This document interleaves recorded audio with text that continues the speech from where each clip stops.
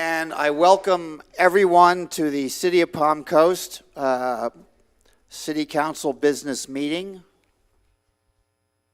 Today is Tuesday, June the 7th, 2022. It is now 6 p.m. and we are in the community wing of City Hall. So if you would all please rise and join me in the Pledge of Allegiance.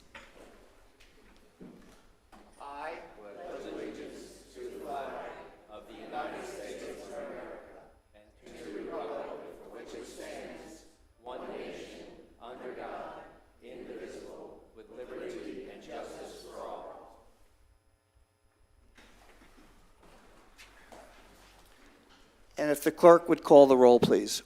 Mayor Alphen. Present. Vice Mayor Brinkley. Right here. Councilmember Danko. Here. Councilmember Finelli. Present. Councilmember Clufus. Present. Mayor, all members are present. Thank you. We move to the agenda item, public participation. And let me preface that by saying in order for city staff to be able to respond to your questions or concerns, please fill out a comment card with your contact info. The comment cards can be found on the table near the agendas or on the table in the back where the directors are seated. So that will help us make sure that we are able to respond to every question or item during public participation this evening. Public participation shall be held in accordance with Section 286.0114 of the Florida statutes and pursuant to the City Council's meeting policies and procedures. Each speaker shall at the podium provide their name and may speak for up to 3 minutes. The public may provide comments to the City Council relative to matters not on the agenda at the times indicated in this agenda. Following any comments from the public, there may be discussion by the City Council. When addressing the City Council on specific enumerated agenda items, speakers shall direct all comments to the mayor, make their comments concise and to the point, not speak more than once on the same subject, not by speech or otherwise delay or interrupt the proceedings or the peace of the City Council, obey the orders of the mayor or the City Council, and not make any irrelevant, impertinent, or slanderous comments while addressing the City Council, which, pursuant to council rules, shall be considered disorderly. Any person who becomes disorderly or fails to confine his or her comments to the identified subject or business shall be cautioned by the mayor and thereafter must conclude his or her remarks on the subject within the remaining designated time limit. Any speaker failing to comply, as cautioned, shall be barred from making any additional comments during the meeting and may be removed as necessary for the remainder of the meeting. So with that, I would invite the public to please step forward, orderly, of course, and make your public comments at this time. Yes, sir.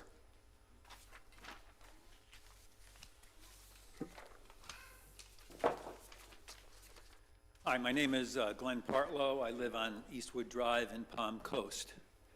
I'm a former teacher of high school kids, former union president, where I had contact with elementary school teachers, high school teachers, kids of all ages. As you can imagine, I was greatly upset by the events in Texas. And having lived near the incident in Connecticut, I've had a very bad few weeks. I decided I would send an email to my congresspeople. Usually when I send one to Senator Scott, I get a generic answer that says, I appreciate your concern, but I represent everybody in Florida, and that's the end of it. So I wanted to make a better statement.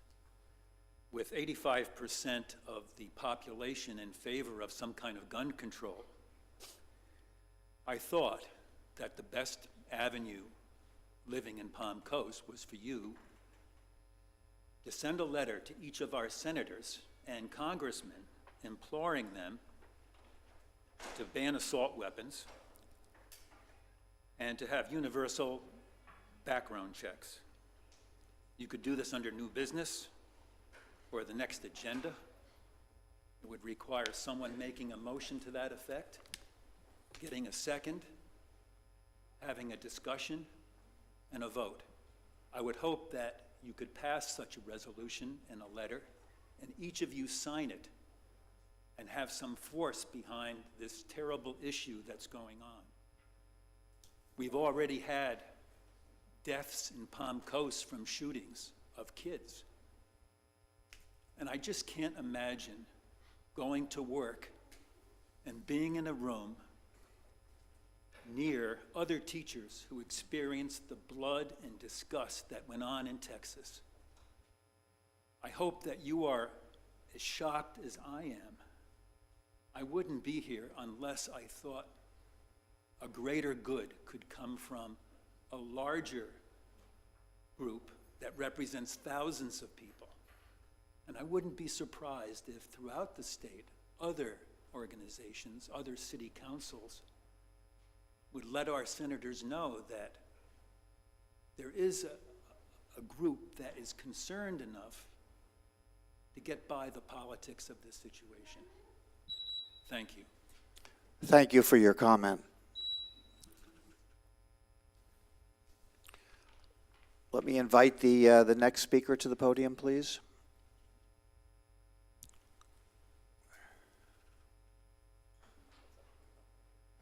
Steve Carr, Palm Coast. I come up here and talk a lot about the excessive amount of traffic that's on Florida Park Drive with the traffic fumes, the dust, and the noise. And I have trying to think of a different approach, and I think I might have one that's pretty reasonable, I think. On the side of cigarette boxes, there are packs, there's a saying that's caution. Cigarette smoking may be hazardous to your health. How about caution? Breathing automobile traffic fumes for a prolonged time may be hazardous to your health. Many smokers quit after health organization facts about damage to the lungs, and yet their health still suffered from the damage to their lungs. Many died horrible deaths years later. They were warned by the health organizations, just like residents are being warned about harm to the health from close proximity to traffic to homes and prolonged exposure to traffic. Florida Park Drive has approximately, according to FDOT, 8,400 cars a day on that road. That's 3 million cars a year. That's a lot of exhaust fumes, a lot of dust, a lot of things that are coming into the body from where a child breathes 16 times a minute. So it's damaging to their health. All right, the big difference is that cigarette smokers are the ones that decided that they were going to bring this into their lungs. But the children that live on the Florida Park Drive, they didn't decide to have all this congestion of automobile traffic and everything. So it's not their fault. But here's a quote from one of the scientific studies. Children are especially vulnerable to auto emissions health impacts because, among other results, they breathe more air relative to their body weight than adults, are more physically active, and spend more time outdoors during times when the pollution levels are at their highest. Additionally, children have many more years ahead of them in which cumulative damage caused by automobile emissions can manifest themselves in disease. So just like a smoker, their lungs get injured, and it's going to stay with them sometimes for life. So what are the children to do on Florida Park Drive? How are they going to escape the exhaust fumes? Please do something about reducing the amount of traffic that goes through Florida Park Drive. Thank you. Thank you for your comment. Next speaker, please.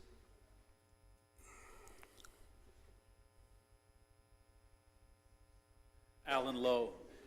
I I want to bring to your attention because we lost a long time, almost founding resident of Palm Coast and Flagler County last night.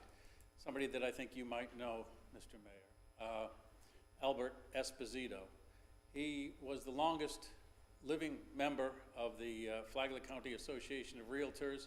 He was a good friend of mine for almost 30 years and an excellent man.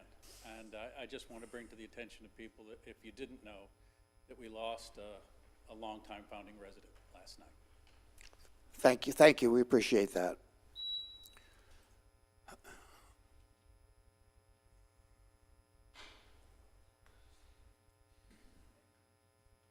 Good evening. My name is Manley Kuntz. I live on Florida Park Drive, but not about the traffic right now. We moved to Palm Coast 10 years ago, as we thought it was the most beautiful place we ever saw. However, after 10 years, all we see is tons of traffic every day and noise at night. There was hardly any traffic on this road 10, even 7 years ago, but now the people coming in here, and now it is like an interstate. We need to do something on this road to stop some of this traffic. Our mailbox gets torn up, and our recycle can is being run over. We pay our taxes and do what we can to keep this town beautiful. We wish the city would take a little responsibility to do the same. We're angry and mad because what was a beautiful place has turned out to be a nightmare.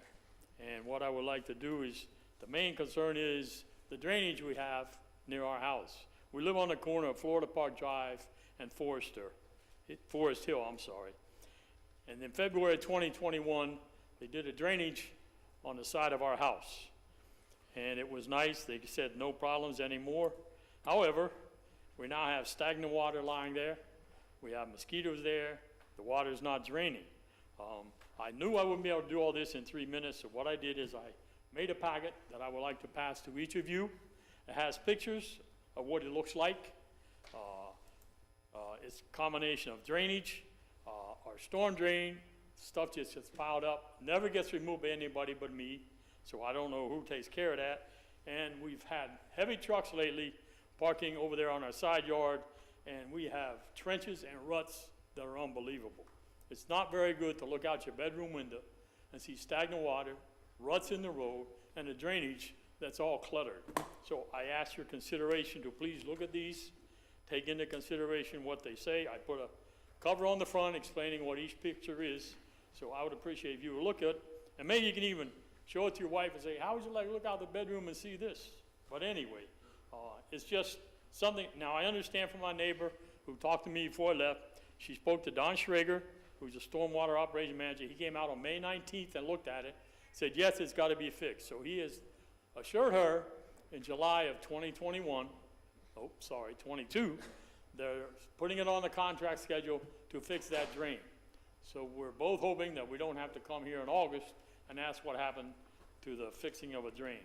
So I don't know if I can walk up there, but. If you would, just pass them to the clerk, and she'll make sure that each of us get our copies. Thank you very much. Thank you for your comment. Thank you, sir.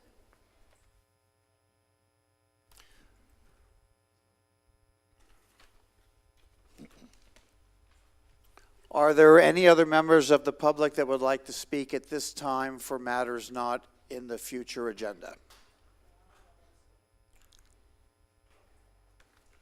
Say my name? Hi, my name is Marshall. I agree with everything he said. It's not just in one area, it's everywhere. My main concern is the speed limit on the roads. It's much too fast. People aren't going 45, they're going 55, 60, or even higher on Belterre. Whiteview, for some odd reason, why is it 50?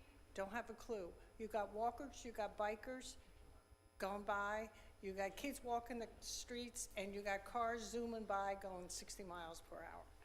Okay. Another thing is, I ride my bike and walk a lot, and when I cross the road, when I push the button to go across with the walk light, people are turning left, they're turning right, they're yelling at me, giving me the, well, you know, the suggestion, and because I'm in the walk lane, I got a walk light, they feel they got a green light, they can take a left on the green light and they could take a right on the red light. So how much is your life worth? Wait a few seconds, but they don't. Okay, and construction in this area is going too fast. Fix the roads, fix the swales before you build any more. That's it. Thank you for your comment.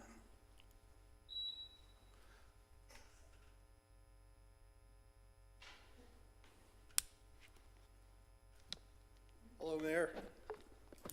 Paul Vargo from Colorado Drive, that is. Just an update on some of the things that's going on down in our way. And mind you, there's a lot of good going on down there, too. It's not just, you know, some of these issues. But a couple of old business items. About a year ago, I brought up the seawall that was falling in over on Clubhouse Drive at the condos. I understand that's under litigation. That's been there for about, I want to say, I've been here 5 years. I think it's been going on maybe 3 to 4, not exactly sure. Maybe somebody can drop a dime to the judge and say, you know, what's going on with this? Why is it taking so long? I'm not sure. I don't have answers for a lot of this. The other one would be, as I'm on the subject of old business, right? That would be the graffiti. We're seeing spots of graffiti in our area. They come in on the buildings that are being built. We just called one in. Code enforcement has been fantastic with it. Okay, they're doing a great job. They respond right away. But what we try to do first is call the people, like for the putting them on the porta-johns and all that stuff. But it's still in your neighborhood. It's still there. And we call the porta-john people, and they pretty much ignore it. So then we go to code after that. Okay, but we're seeing spots of that. Still seeing it somewhat under the bridge. Somebody's taking care of that. But under the bridges, it's got a checkerboard effect. Under all 3 bridges, Colorado, Colchester, and then the next one up.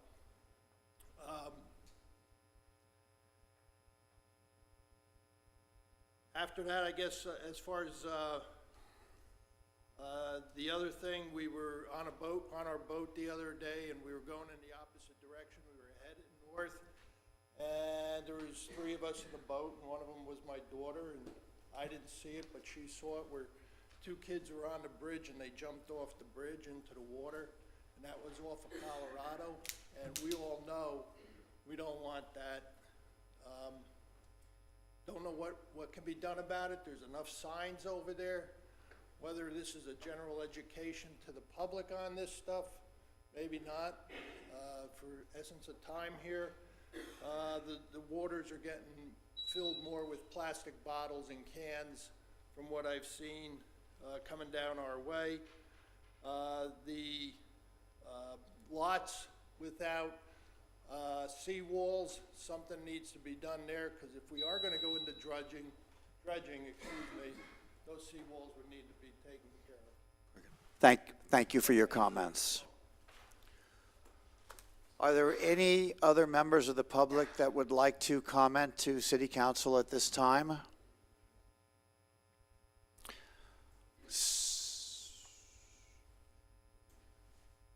Mr. Mayor, I'm Al Cryer from the Committee on... Good. Go to the podium first. Well, you'll get the 3 minutes. Mr. Mayor, I'm Al Cryer from the Committee on Safety on Cimarron. The next 2 weeks are going to be very important for everyone here. And I just thought I'd pull up some old figures that have been mentioned. We've had over 15 presenters from the committee that have made over 67 3-minute presentations to Palm Coast in the last year and a half. I just want to throw out about 10 of figures that we may want to look at, consider before we vote on anything. Every one of you have copies of them. First one, somebody asked me the other day, how many miles is Cimarron? Where does it end in Jacksonville? It's 1.2 miles.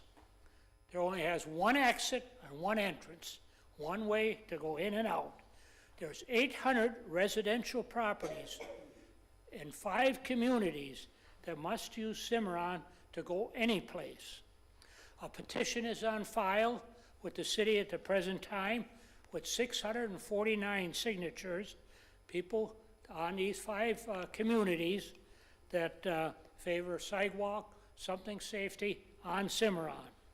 To go back in history, the first study that was ever done on Cimarron was done in 2008. Now, we've come a long ways. We've had 2 public meetings so far. One meeting was attended by over 100 residents.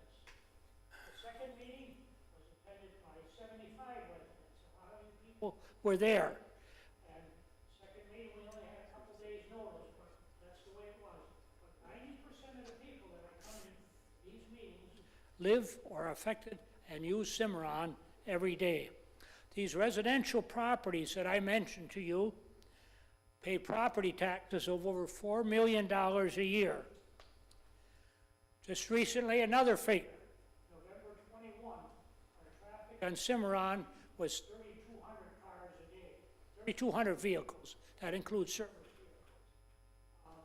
They just recently took another traffic count, and it came in at 3,700 vehicles a day. That's a 500 daily vehicle increase. Just last week, there was one accident with a lot of property damage. There was another accident with not much property damage. So Jim Polachek is going to be here tonight. He has a funeral, but he's going to bring photos along for one of the upcoming meetings.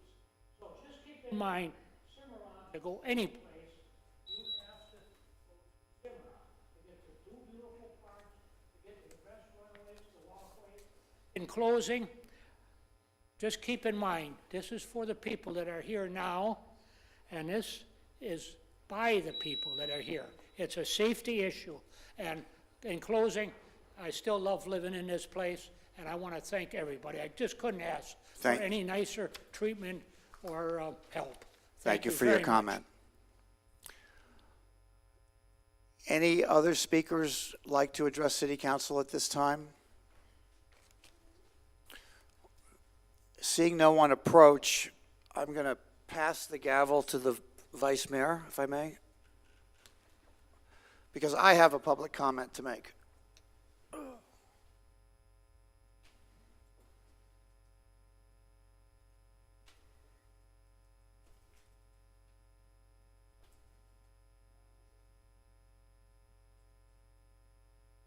Just state your name for the record and, no, just joking.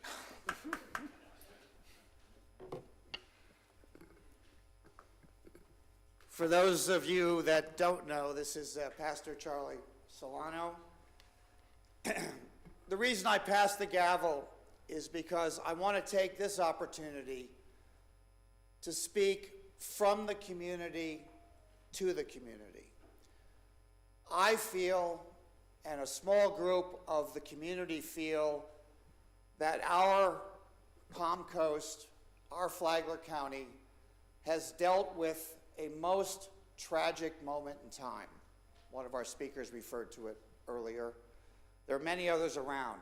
This is also a most divisive moment in time with a political campaign election coming forward.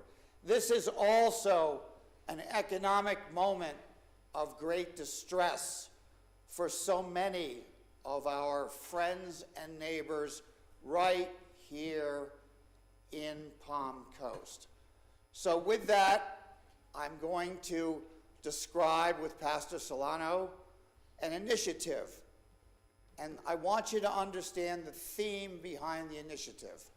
Pastor Solano will tell you the detail a little bit, but I believe that we as a city need a thing that we can all rally around, that we can all support, whether on this side or that side or here, it doesn't make any difference. This is something as a community that we can all get behind. We will be successful with this, and we can all pat each other on the back when it's done and know that we have done a wonderful thing.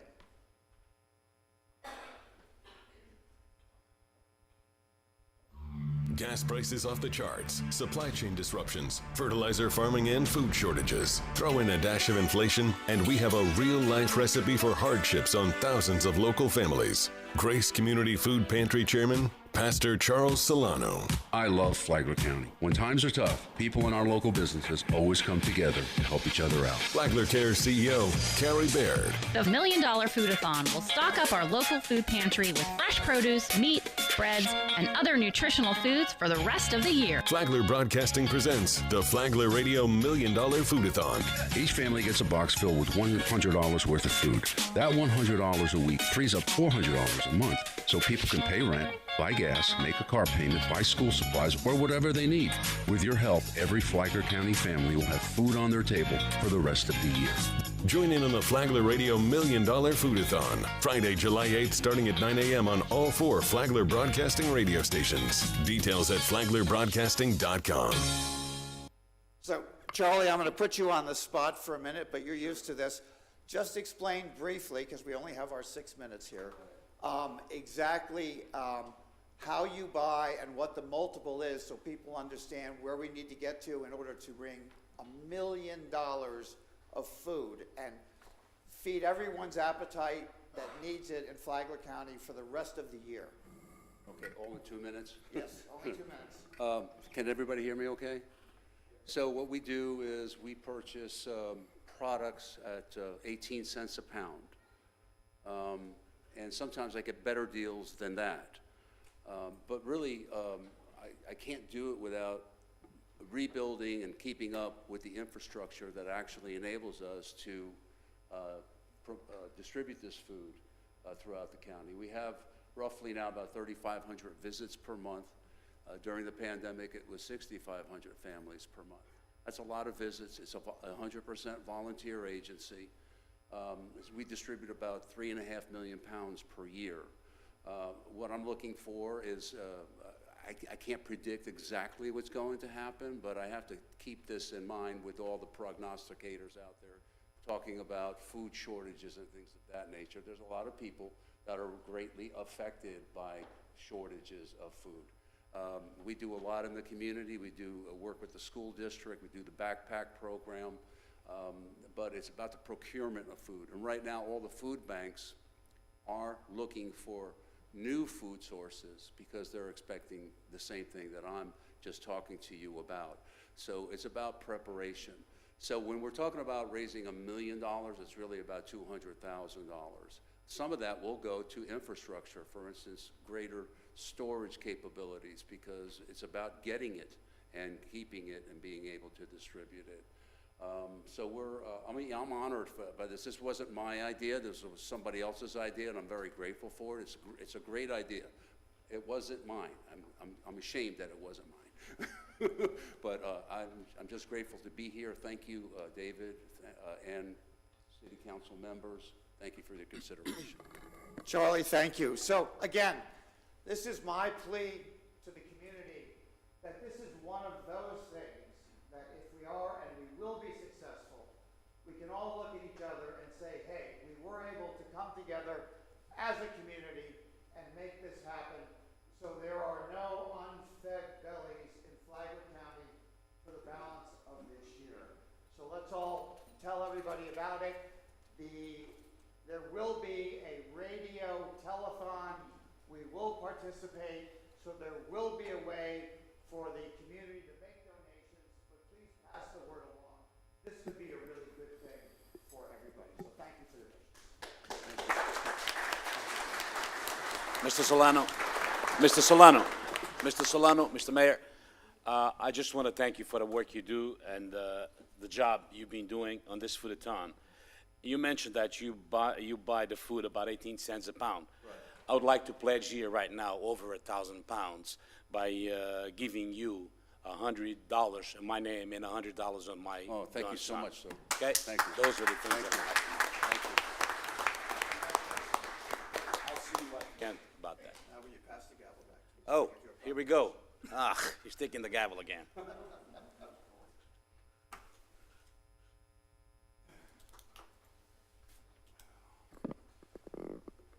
And now I have the pleasure of presenting the first of two proclamations this evening. If I could have the volunteers and the members of the Tag v. Bear group please come join me at the podium.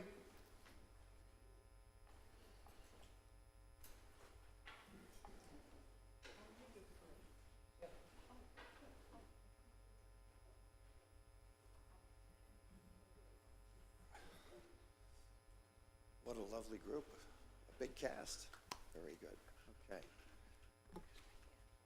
So let me begin this proclamation by saying that you are looking in the front of the room at a very dedicated group of volunteers who spend a part, and I'm not taking a liberty here, of every single part of their day to think about what they do for the community.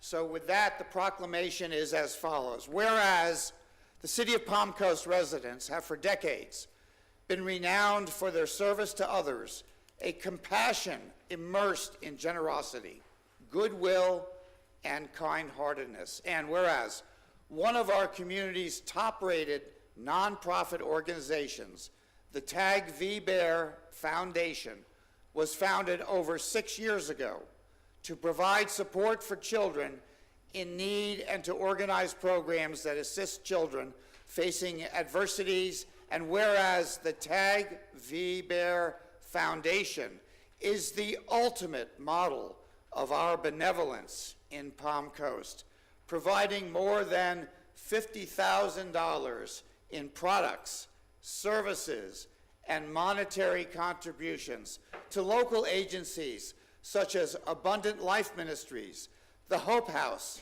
Angel Trees, SMA Foundation, Teens in Flight, and the Flagler County Education Foundation's Stuff the Bus. And whereas the lovable bear, Tag V, and his furry partner, Rita, have become powerful symbols for the together achieving greatness in our community, reminding our citizens that offering just a small bit of ourselves will make a huge difference in the lives of children dealing with challenging struggles. And whereas our entire Palm Coast community proudly unites with our Tag v. Bear Foundation, the advocate for our children, as they can now be our most vulnerable young residents, as well as our most valuable blessing in the future.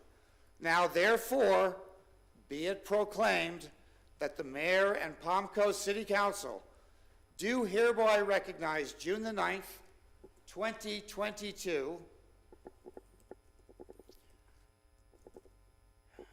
as Tag v. Bear Foundation Recognition Day to offer Palm Coast unconditional support for the Foundation's fine accomplishments, entirely worthy of the recognition they so richly deserve. Signed, this 7th day of June, 2022.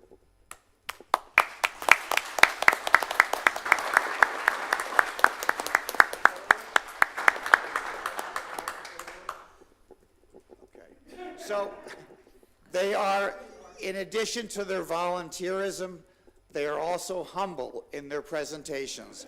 So let me say thank you on behalf. They have a big event coming up in this coming Thursday. If you want to know more about it, you can contact, they have a website. So very good. So thank you all so much, okay? A pleasure, everyone. I'm looking forward to it. Thank you, ladies. Bye-bye.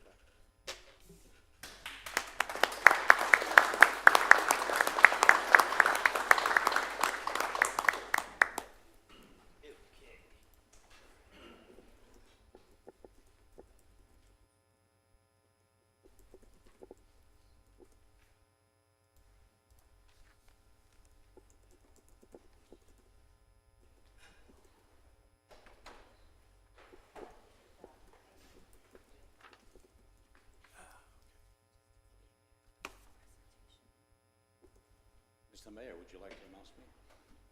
I'm sorry. We have the pleasure of Vice Mayor Bran Kino, who has traveled all the way here from Portugal to be here this evening. Where's code enforcement? Where's code enforcement? They're not here. I'm here.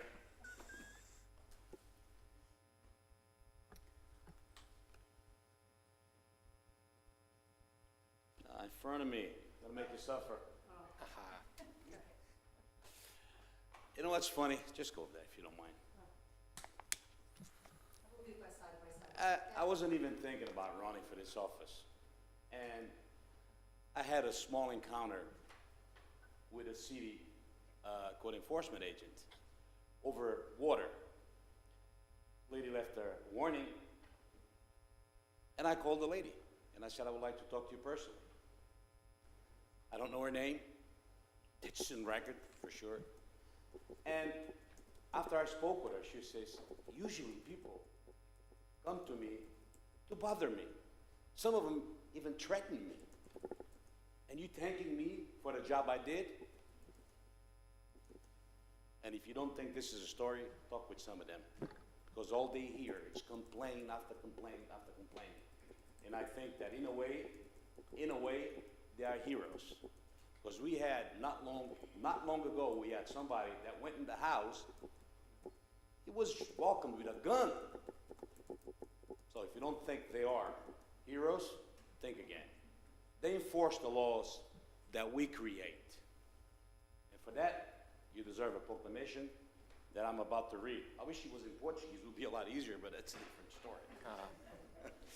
I'm just in a good mood, just came from vacation, so. Can I trust you? Can I turn my back on you? I don't know, just code enforcement people. Anyway, proclamation. Whereas code enforcement officers provide for the safety, health, and welfare of the citizens in this community through the implementation of building, zoning, housing, animal control, fire safety, environmental codes and ordinances, and whereas code enforcement officers are dedicated, well-trained, and highly responsible individuals who take their job seriously to ensure that community buildings, streets, homes, and landscape are constructed and maintained to the highest level of standards that we anticipate and expect.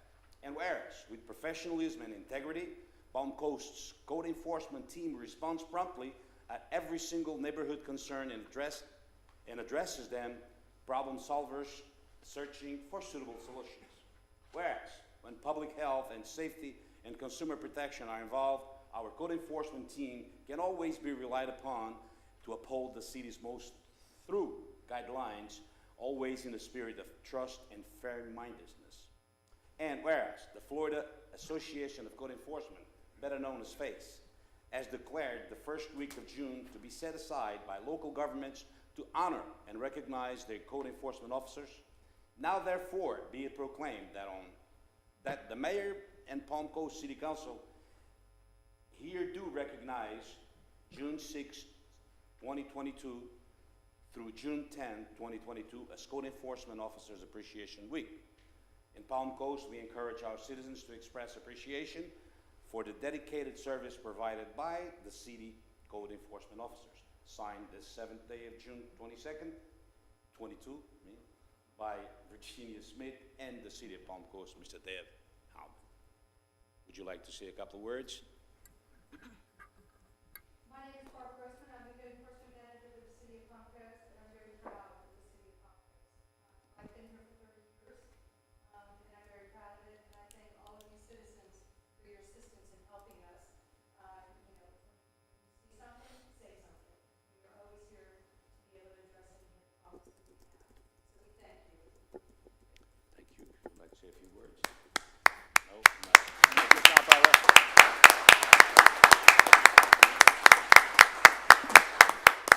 And by the way, as painful as it may be, if you have a question about code enforcement,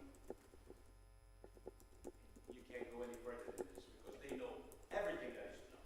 Both of them. Trust me. So I trust them with my house. You okay, Mayor? Yes, absolutely. It's fine. Go ahead, please.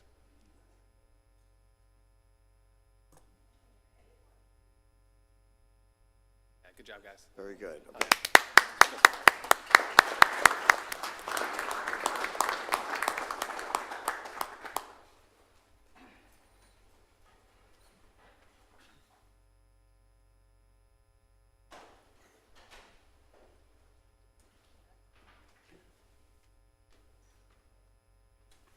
y'all will permit me to catch up with the agenda just for a minute.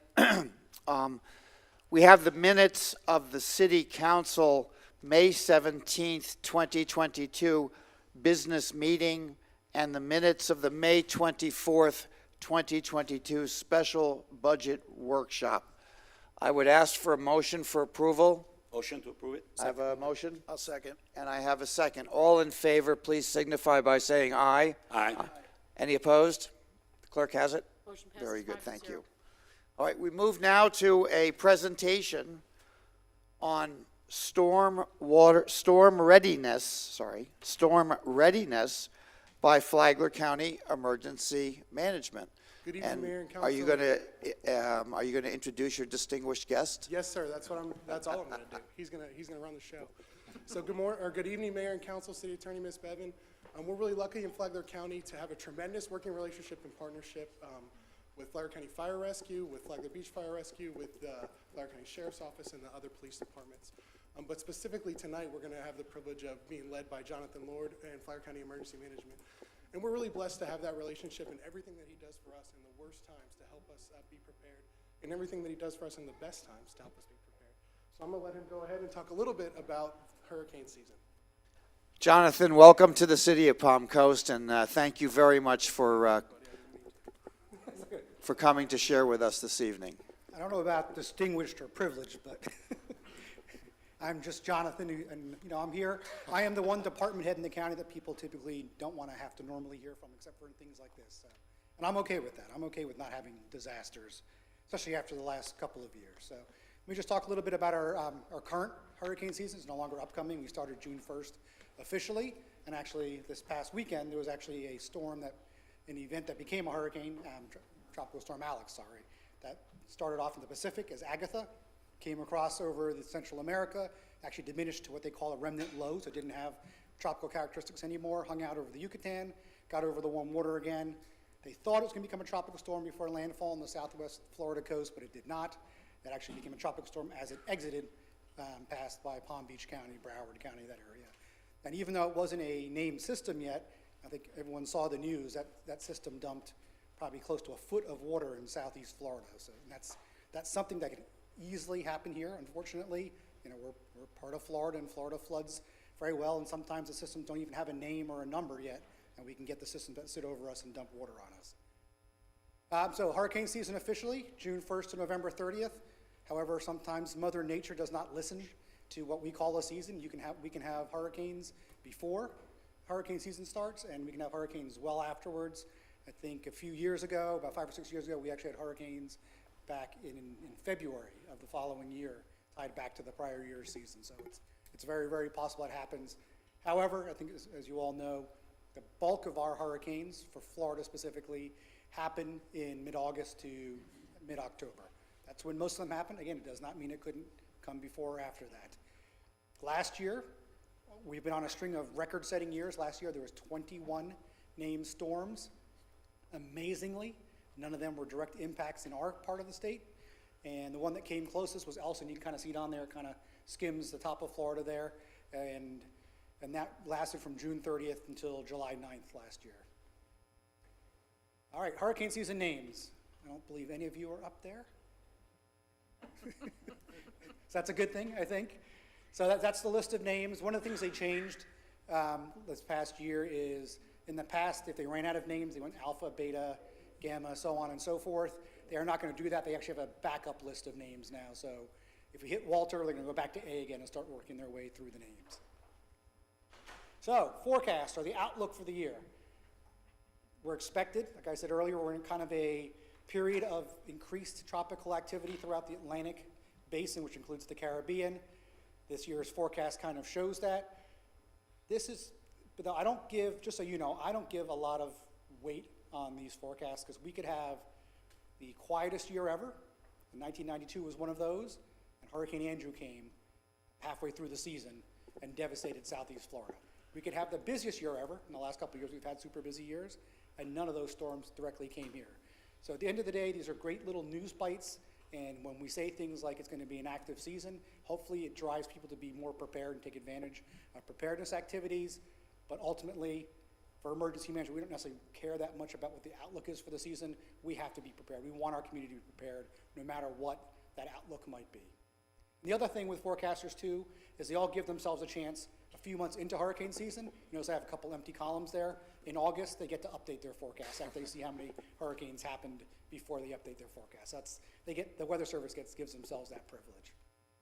All right, so what's been going on over the last few months? So the Emergency Operations Center, as you know, you all are represented in our Emergency Operations Center, along with the 4 other municipalities in Flagler County. We've actually met with all of the agencies that staff the Emergency Operations Center. At the end of May, we actually did a really big update. We did a webinar. Some people came in person, including representatives from your city, just to talk about our changes and preparations and what it's going to look to for this year. We actually got some grant funds that we get each year, and we actually were able to allocate to buy even more cots. In general, hurricane shelters don't typically have cots. If in most communities you're lucky, there might be a handful of cots. We've actually spent quite a bit of money over the last few years. I don't want to say we're unique, but as we all know in our community, we skew a little older than most other communities on average, and having people lie down on a gym floor is not the best thing, especially as we all get older. So we've actually made a decision to try to get some funds each year to build up our stash of cots so we can have them more readily available. Again, we can't guarantee every evacuee a cot, but the more we get, then the more we can store, then it makes it a little bit more comfortable in a very stressful time for all of our residents. WebEOC, which is our disaster management software, a couple months ago we actually partnered with you all, and it's a system that we use in the county to manage the disaster, and it's the system of record for disaster response. It's the system the state of Florida uses. It's the same system the Federal Emergency Management Agency uses. Over the last few months, we actually partnered with you all in your IT team and your fire department to actually carve out and build a Palm Coast world within the county system, so you all can manage your own incidents within the system without having to buy your own separate system. So we're very excited to be able to do that, and I know we have some training coming up where we're going to work with city staff to get them comfortable using that tool, and even on small events like July 4th and stuff, just to be comfortable using it, so when a true disaster happens, then staff are ready to use the tool because they've seen it before. We've done a couple exercises. This past year we did an exercise on debris clearance, and you all have representation there. And we also did an exercise where we did search and rescue. We actually went up to Princess Place and practiced search and rescue techniques. Again, in a small forested area, but those same practicing techniques would apply to a larger event like a hurricane if we did have devastating impacts.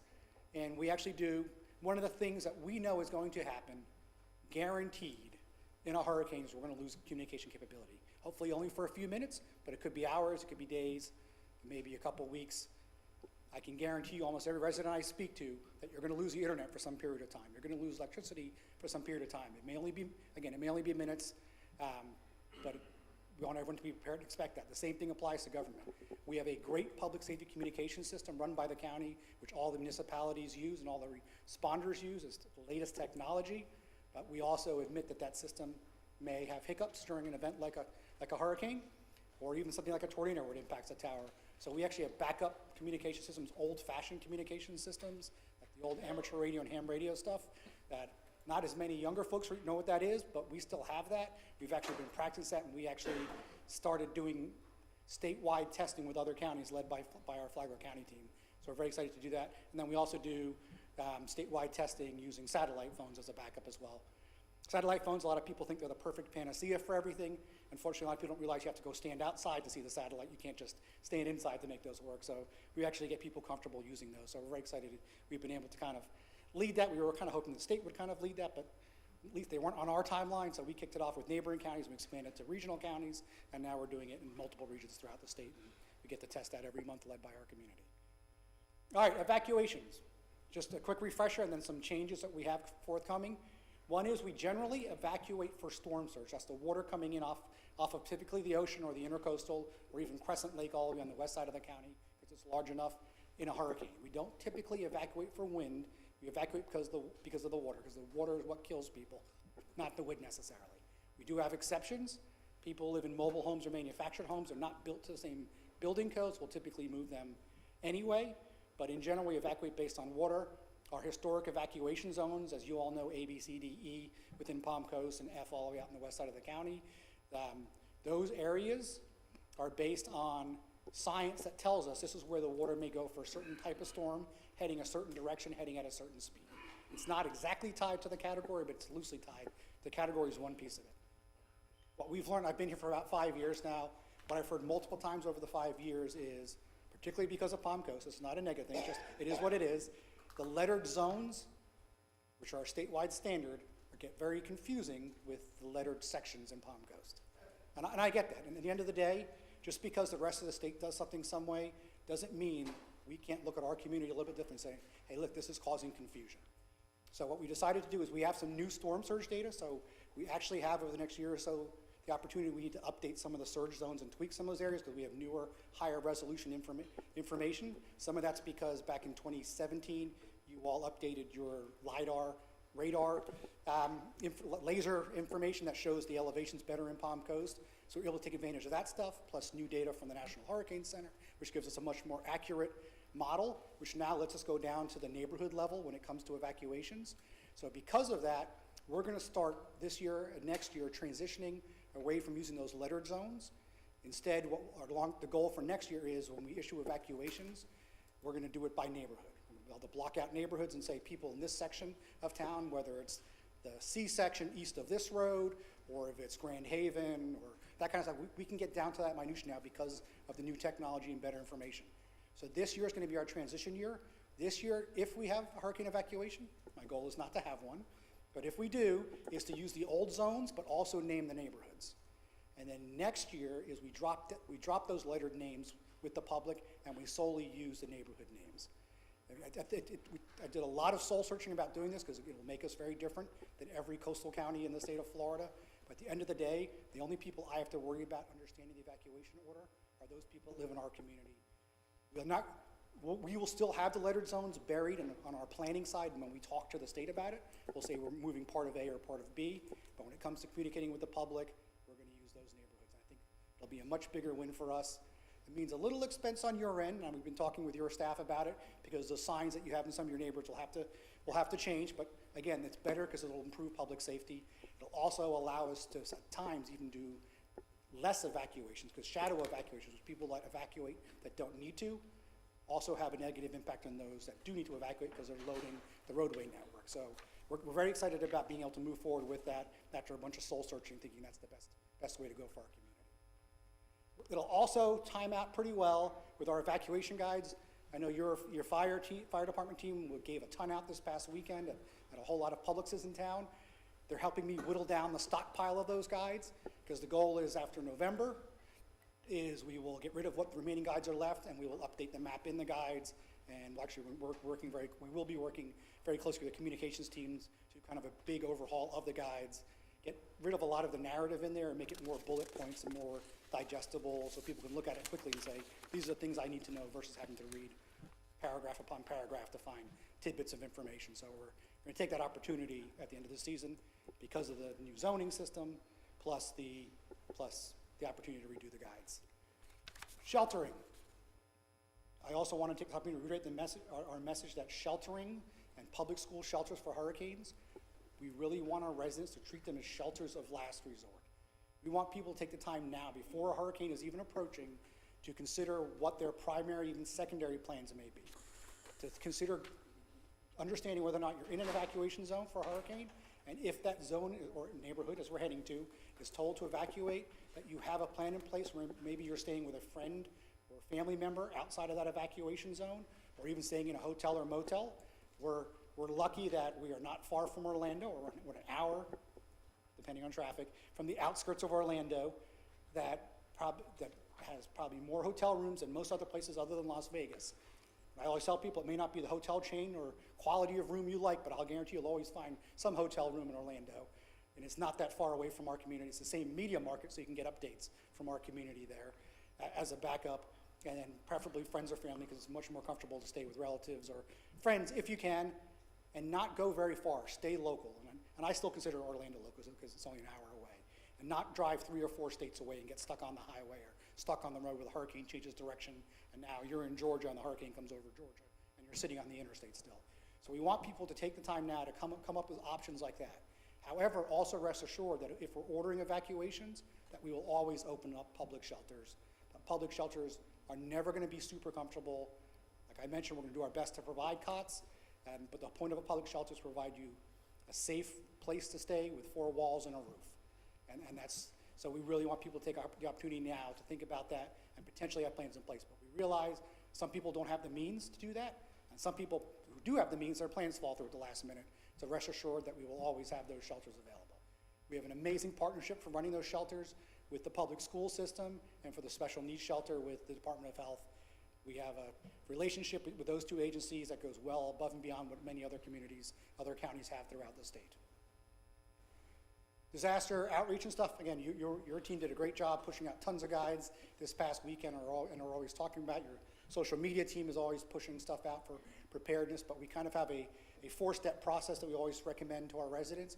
One is having a disaster kit, having a week's worth of disaster supplies. I won't go through the list of supplies, but it's in that guide. It's also on the internet.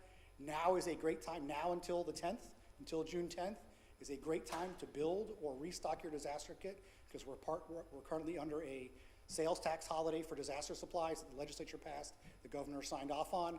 That started a week or so ago, and it goes until June 10th. And it covers a whole variety of items, including generators, up to $1,000. So that's a great deal where people can save 7 cents on the dollar. And we highly recommend that they shop locally and stay in town when they buy those items. The next thing I already kind of talked about, the next piece of our game plan is for residents to have a disaster plan, where they're going to go, how they're going to get there, and who they need to communicate with if a disaster does strike or is approaching. Get informed. We have a system called, I think you all are aware, called Alert Flagler. All the municipalities are on the system, as well as the county, the sheriff's office uses as well. It's free for residents to sign up for. You can sign up with phone numbers for texting or even a voice call. You can sign up with email addresses. You can put up to 5 different addresses in there in Flagler County, and you can put up to 8 different devices to be notified, and it costs you nothing to sign up, so we recommend residents sign up for that. You can get up to 52 different types of weather alerts plus other public safety alerts in that system. And then last but not least, we offer a program countywide called the Community Emergency Response Team Program. It's a free 30-hour class. We offer it three times a year, twice a year in the evenings, once a year during daytime hours. We cover topics like general disaster preparedness. We cover basic fire safety, even teach people how to use fire extinguishers to put fires out. We cover basic first aid. Unfortunately, we cover the unfortunate topic of terrorism and active shooters. And the last day of class, we actually walk our residents through. In the Emergency Operations Center, we actually turn over tables and chairs and put people in mannequins and sometimes get actors from the high school, and we moulage them up with injuries. And the class graduates actually get to go do rescue people and treat people and stuff like that. So again, it's a free class open to any resident of Flagler County, and we encourage people to sign up for that. So Jonathan, Yes, sir. I want to thank you very much for being sensitive in thinking about the comfort of our residents, which probably make those shelters, even though they're a last resort, a place not to be feared or a comfort zone for residents that need, the care and the attention and the security that those facilities provide. So that's very special. We appreciate that very much. And I just want to ask the city manager, just to confirm that our communication is superb and that we're ready to go? Absolutely. Okay. Thank you, Very Jonathan, good. for all you do. I just want to thank you. I'm sorry to interrupt. Yes. I just want to thank you for your job again. And you are the type of person that you're an expert at these things, but you're hoping deep down that nobody ever needs your expertise. So that's part of the law enforcement and other, even public workers and all of those. There was one thing that I would like to ask you. Just before I say that, basically what I gather here today is that hope for the best, but be prepared for the worst. Correct. And my question to you is simple. Evacuation orders. At what point and how will you deliver those orders if you got no power? So we would use the media to help get the message out. We have a great partnership with Flagler Broadcasting. I am first to admit, we're at the edge of 2 media markets. The Orlando market, unless something crazy is happening, they kind of ignore our community unless something, nuts is happening. The Jacksonville market kind of ignores our community. At Flagler Broadcasting, they have 4 different radio stations on FM and AM. For lack of a better term, they let us take over the airwaves. They let us broadcast Especially on WNZF, we can broadcast nonstop. We actually have a mini radio studio in the Emergency Operations Center that is directly linked to them. So it's even better than calling in and being on the phone. We can talk as if we were in the studio with them. They will broadcast that information for us and put it out. And we always recommend the disaster kits that people always maintain an old-fashioned, I say old-fashioned now, I can't believe I have to call it that, but an old-fashioned AM or FM radio, because these days people get their music on phones now. They don't, not everybody has an AM FM radio, but we highly recommend even a cheap little AM FM radio. You can tune into any of their channels, and they get the information live from us. So even when the internet is down, when the electricity is down, you put a little battery, or you can even find some of the stores have little crank-up AM FM radios, and we can get that information out. The sheriff's office are great partners too. They will go around with the PAs on their vehicles to neighbors that have to be evacuated, and they'll announce that kind of stuff if we need them to do that. And if we even had to, we could even do that with the helicopter. We can fly over and blast it out the speaker of the helicopter. So we have multiple ways. The goal is, if a storm is approaching, is to evacuate segments of the population at a time, like moving from the coast inland, so we can focus on one area, make sure they're good first, and then move to the next area. But Mother Nature doesn't always afford us that opportunity to do it in that phased way. But that's the goal, to use the high-tech solutions like the internet and the radio and the TV and radio and all that stuff. But worst case scenario, we back up to just the radio and we can get that message out with them. Thank you, Mr. Heller. Thank you. Any other questions? Yes. Yep, I would just like to recognize the tremendous interdepartmental synergy that our county counterparts have shown, and throughout the years in my tenure up here, throughout the radio replacement of the 800 megahertz radio system, and the ability for us to synergize and use resources to get the maximum efficiency out of them, so there's no redundancy in systems and obviously current in expenses. And I just wanted to thank everyone for working so well together. I just want to thank you. Evacuation is extremely important. I know this firsthand, having spent the majority of my career driving into hurricanes instead of away from them.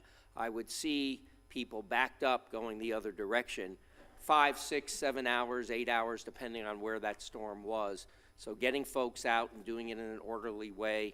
You may think it's only an hour to get to Orlando, but it can be a lot longer during an evacuation. True. Very true. And why I was driving into those storms, I used to wonder, why am I not going the other way? But it was my job. But thank you so much. That's my pleasure. Thank you, Jonathan. I've had the opportunity to experience opening and running shelters at both Wadsworth and Buddy Taylor, and I couldn't be more proud of the collaboration between the city, the sheriff's office, the school district. I mean, everybody in those times of need have gone well above and beyond. And I feel assured that if we end up in a situation like that again, we are well prepared to meet the needs of the citizens of Palm Coast. So thank you.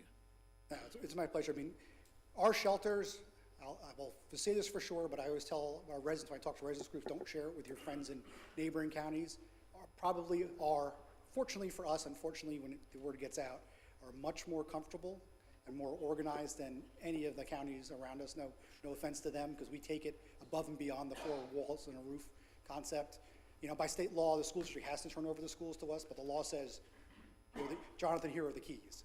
Our school district provides the staffing and the support. You know, there's food in all the schools. Even in the middle of summer, there's food in the schools because of summer feeding programs. Shelters don't have to feed, but our school district makes sure that we can use the food, and we make sure the food can be backfilled and all that stuff. So our shelters are very comfortable.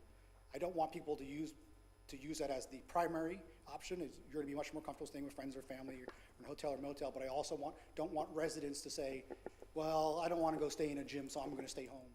Because I'd rather you go to the gym in one of the schools or the classrooms in one of the schools, and the storm passes over, and I'm okay with people being mad at me because I made you move and you got to go back home. I'd much rather have a whole bunch of residents mad at me because nothing happened than residents that can't complain because they've been killed or injured because they didn't follow the evacuation order. Good. One more question before I let you go. Can you just clarify, is there a single pet-friendly shelter designated? So we will always open up one of the shelters. So we'll announce it each time. We'll always open up one of the shelters that says it's pet designated. If we can have enough volunteers from the Humane Society, they're another great partner. We may try to get more shelters that are pet friendly, but we'll always have at least one. We'll say this one, and they're set up at this one, and this is where to go. The special needs shelter, while we can't have the pets in that shelter, we will work with the Humane Society to transport them over to the other shelter. So the residents that go to the special needs shelter can rest assured that the animal experts are taking care of them. Again, Humane Society is an amazing, one of the other of millions of amazing partners we have in our community. Very good. Thank you for the presentation, and we'll get the word out that this is that moment in time to get ready. Thank you. Thank you all. I appreciate it.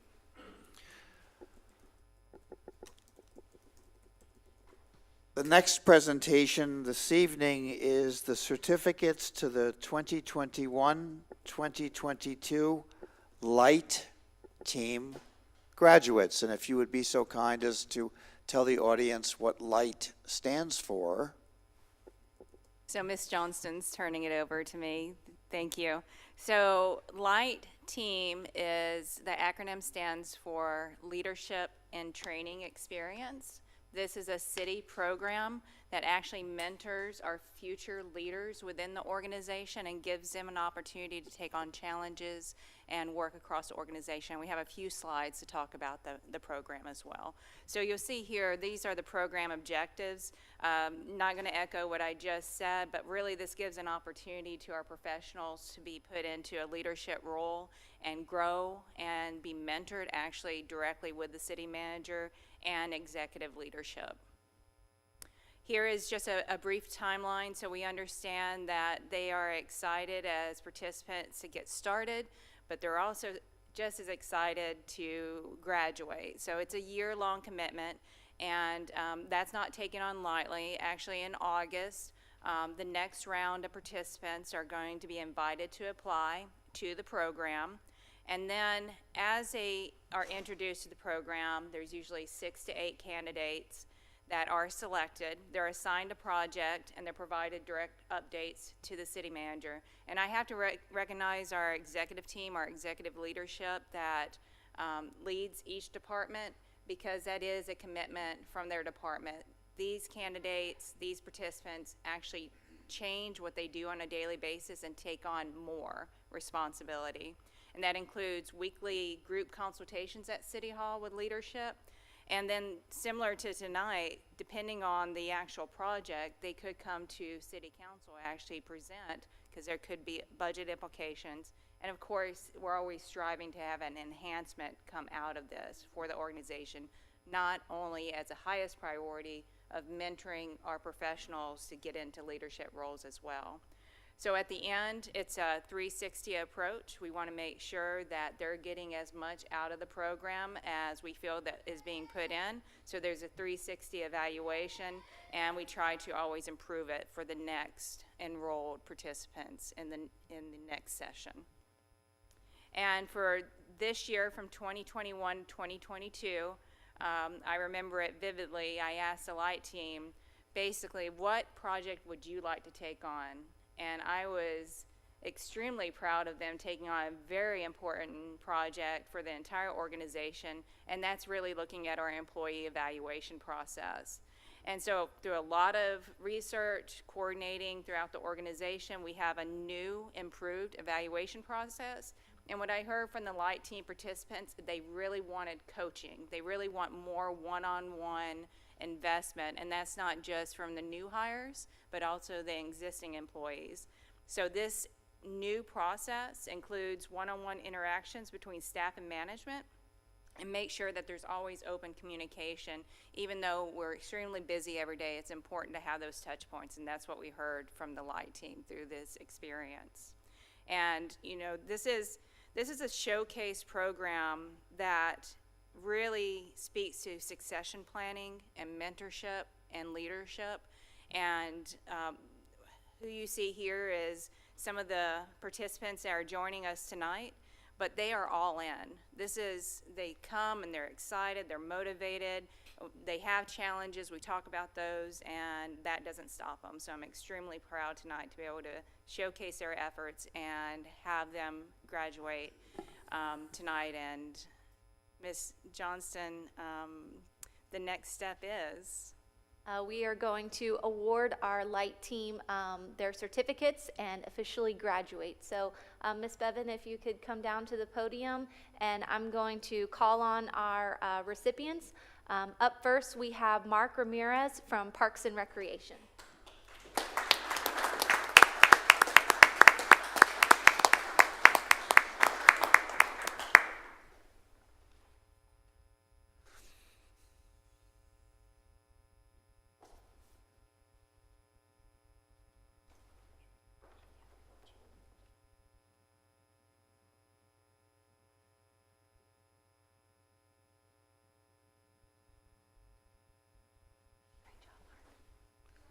Up next is Kevin Brinkley with Public Works.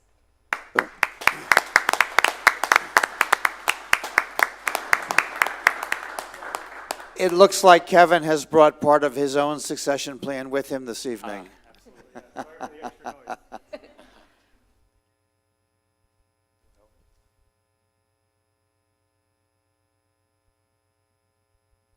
job, Kevin. Next is Haley Hand. I believe Haley's not able to make it tonight.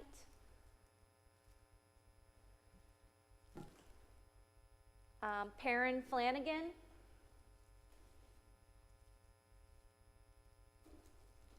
James Parker. Marvin Calderon.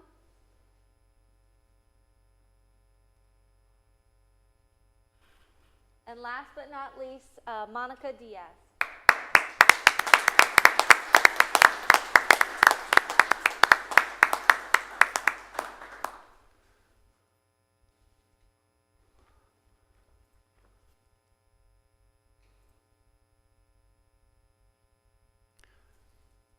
So let's give all of the light team members a round of applause.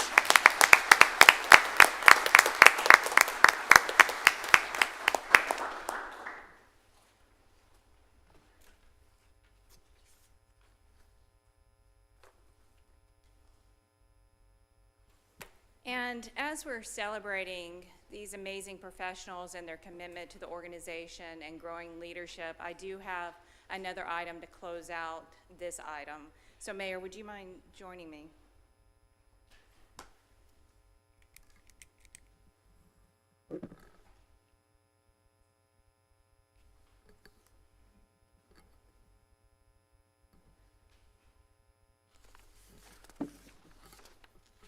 So it's my honor tonight to share a very important announcement for our Palm Coast Fire Department.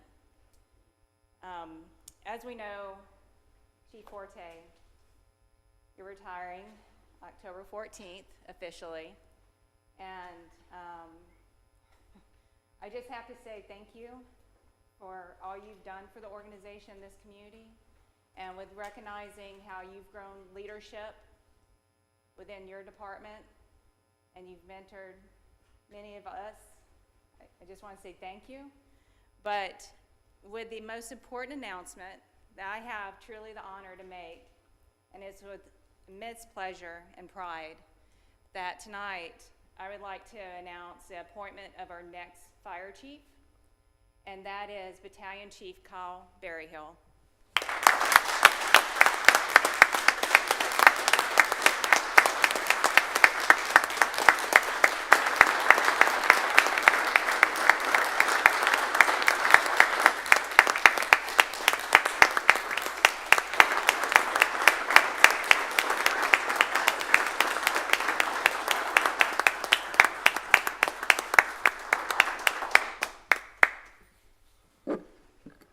Thank you so much.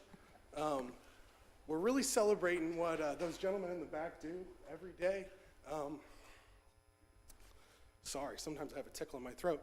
What Chief Forte has worked so hard to lead us to do, and you as the council have set a direction for us to provide safe and reliable services to our citizens. And in the department, we've taken that to mean that it's up to us to do our best job for the community every time. And so I promise that I'm going to do everything I can to be a part of that. And to continue, I am so proud of the, goodness, Mayor's been cutting onions up here, excuse me. I'm so proud of the men and women who respond to the calls for help from our citizens, and we want to make sure that they're safe and that we give them every opportunity to celebrate their life every day. So thank you very much, and I appreciate this honor. Yeah.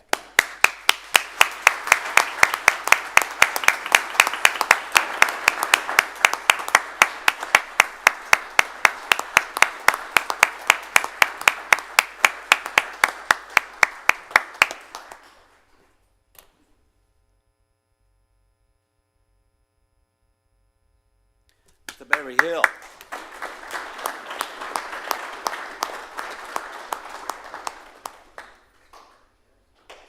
This is the times that sometimes you don't know what to say. You happy that Mr. Berryhill, somebody of your standards, just got promoted, but you sad because we lost someone of the standards of Chief Forte. So it's kind of tough, but I think we're in good hands. We left good hands to go just equally good hands. So congratulations, my friend. Serve well. That's all I'm asking of you. Thank you. So the only difference I have is that it's not a loss, and let me explain why.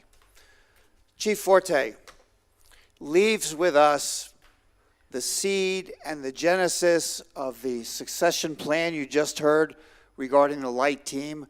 So he will forever be a part of all we succeed and all we accomplish here at the City of Palm Coast. So just a round of applause for Chief.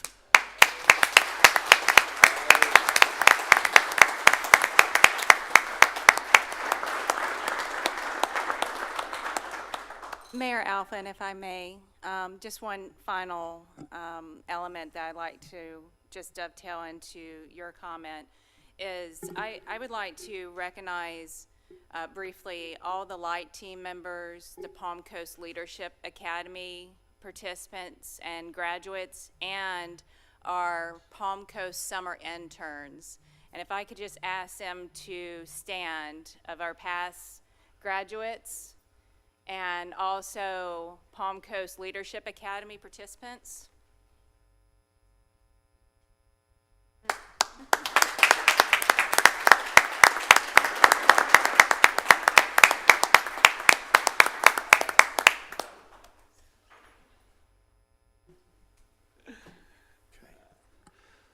Wonderful.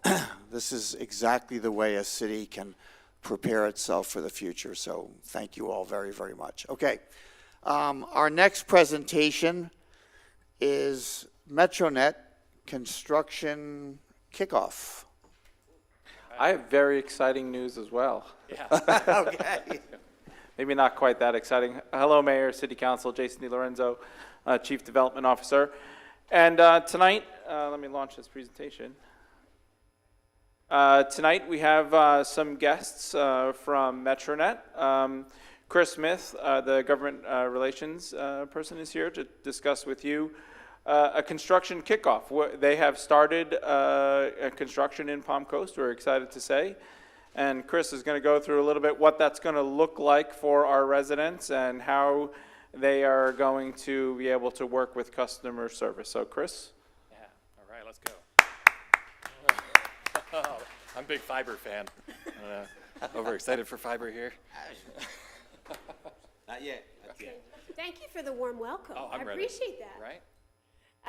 Mayor, members of council, residents of Palm Coast, thank you all for having me this evening. I greatly appreciate it. My name is Chris Smith. I'm the Director of Government Affairs for Metronet. I also have my local construction team here with me tonight. We did start construction about 3 weeks ago, and I'm very excited to say we have roughly 10,000 feet of underground already established, and they tell me that is the ring to feed sections C and B. So that's where we're currently at.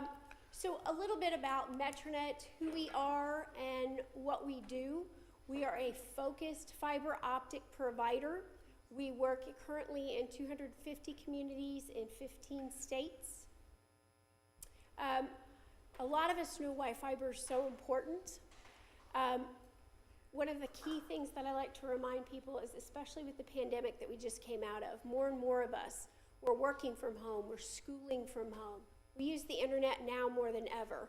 I even have that fancy refrigerator that talks to the internet so it can send me lists of what I need at the grocery store. So our lifestyles are changing, and the internet is a key piece to that. One of the things that makes us unique as a company is that we have symmetrical internet, meaning you can upload as fast as you download. Again, more and more Zoom calls, team calls, online schooling. This is crucial. And we're recognized by industry leaders. We've been doing this a while. We do it really well. We're the better, faster choice. So the way we start out in a community is once we get in partnership with the community, meaning we want to be a good steward to the city. We want to be invested in Palm Coast. And so we do that through partnership with the city and through city leadership, as well as your local staff for things like permitting, which I'm excited to say, 10,000 feet, right? It means we're doing our job really well, and thanks to you, we're doing it together. So thank you. And we also want to communicate. Lots of folks don't understand what goes into construction, especially for a telecom or a fiber optic line. We want to restore as we go. At the end of the day, I can't sugarcoat it. It's construction. It's messy. It's uncomfortable. And then we release as we go. So as we complete construction in areas, we release those areas so that residents can take advantage of the fiber optic service we provide. So back to that partnership. Again, we want to communicate, which is why I'm here tonight to talk to you about that, as well as to educate residents that they'll get lots of communication from us on what to expect during the construction process. So we'll start with a little PR activity, and I know I've been involved in a lot of that here in Palm Coast recently. We mail letters, postcards, yard signs, and neighborhood entrance signs. Mailed letters, those go out into communities or neighborhoods about 30 to 45 days prior to the start of construction, so those should be going out here shortly. They let residents know a little bit about Metronet, who we are we allowed to be here, where are we going to be working, which is those right-of-ways and those easement areas. I know a lot of folks don't read strange mail from strange companies that they've never heard of, so our second point of contact is to send a postcard, and we do that about 7 to 10 days before we enter a neighborhood. We say, hey, it's construction, we're coming, here's how to contact us directly. Do you have some special landscaping that you want us to be aware of? Do you have an underground dog fence? If you have an irrigation line, if you contact us directly, Metronet will bring you flags and or washable spray paint so that we can find out what areas you want us to be careful of, and so that we can ensure are restored properly. The last piece, this goes out about 3 to 5 days prior to us entering a neighborhood, are these small yard darts. You can see they're about the size of if you had a yard treatment. Again, it's construction, we're coming, here's how to contact us. Sometimes those 3 pieces can be overlooked, so another thing we like to deploy is a larger version of that yard dart, about the size of a realtor sign, if you will. We place those at the entrance and exit of neighborhoods. Also, if it's densely populated areas, we place them on corners. So as people come and go from work or on their daily to-do errands, they'll see, hey, Metronet, and they're coming. This is a little bit about the construction process. Again, talking about we aren't going to be entering private property or yards. We'll stay within the utility easements or rights of way. We'll follow the same placement as existing utilities. So I like to tell folks, if you look outside, you'll see where other utility companies have placed boxes. Easements can be located in the rear of your home, the side of your home, or the front of your home. So you can follow it that way. Project that and the permits that we're submitting to this city are typically in neighborhoods or groups of 300 to 500 homes or businesses. We'll have both aerial construction and underground construction. I believe in Palm Coast it's primarily aerial, probably about 60% of it, and the rest will be underground. Underground tends to be a little more invasive. This is an example of what our construction website looks like. What's important for you to know is this is dedicated solely to construction. This isn't about selling people on what we offer for services. This site is all about what to expect for construction. It talks about our commitment to safety and restoration. Anybody that wants to ask us a question, whether it's where your line's gonna go, you replaced my grass, but I don't like the way it looks, they can contact us through this website. We will respond to every question within 24 business hours. This is another tab located on that construction website. It's got a couple of videos. They're YouTube videos, they're less than 2 minutes, but it lets people know what to expect, what type of machinery they might see. A little bit more about easements. You know, I'm a 13-year veteran now for Metronet, and I honestly didn't know where my easement was located until a few years ago. Another thing about our crews, we currently have one crew working here in Palm Coast. We expect at the peak of construction to have around 15 crews. They will be identifiable. When you look out your window, you should see Metronet on their vests, on their vehicles, and they will also partner with you guys at the city, and we'll send you a daily list of where they're going to be located. We aren't the only utility company in town, and it can be confusing sometimes to look out your window and see a bunch of strangers in your house or near your home and who those folks are. We do restore as we go, like I mentioned, so you can expect to see restoration occur within 24 to 48 hours. And again, any questions that you might have for us, you can call our 800 number or open your own ticket, and we'll respond to that in 24 hours. This slide is a little bit of the facilities that you can expect to see that are left behind. So rather than the large green boxes that you often see from electric companies, the small pedestals that you see from other similar utility providers, those are going to be the facilities that we'll place. Those are flush to the ground. We want those to be unobtrusive. We want you to feel comfortable if you're mowing your grass, that now you don't have another item that you have to weed eat around. And then our community involvement. So we are planning to place a retail storefront in Palm Coast and near Palm Coast. We'll hire local folks to work at that storefront. People can go in and sit down and talk with a customer service representative, which is key. We'll be involved in the community in community events. I took a couple of notes from tonight's meeting, so top of mind for me. And then this is my direct contact for you at council. If you have residents that have questions, if you have questions yourself and you'd like to reach out to me directly, this is my cell phone number. Please contact me anytime.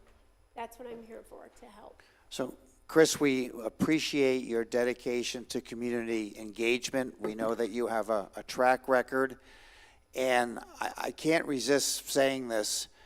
Our development department has negotiated an arrangement where, Jason, how much is this going to cost the city? Zero. How much? Zero. Zero. So Metronet has truly stepped forward to offer a service that we will in fact be a certified gig city in approximately 2 years. Yes, sir. Very good. And sir. if I can ask city manager, since this is an extended project, the link to the construction site, can that be applied to our website for the ease of our residents? Yes, we're going to work very closely with communications to make sure that the information is easily retrievable by our residents. And if I can just make a quick note, I wanted to thank you for partnering with our city. I couldn't imagine years ago that we would be at a point now where we're actually deploying gigabit capability to our residents.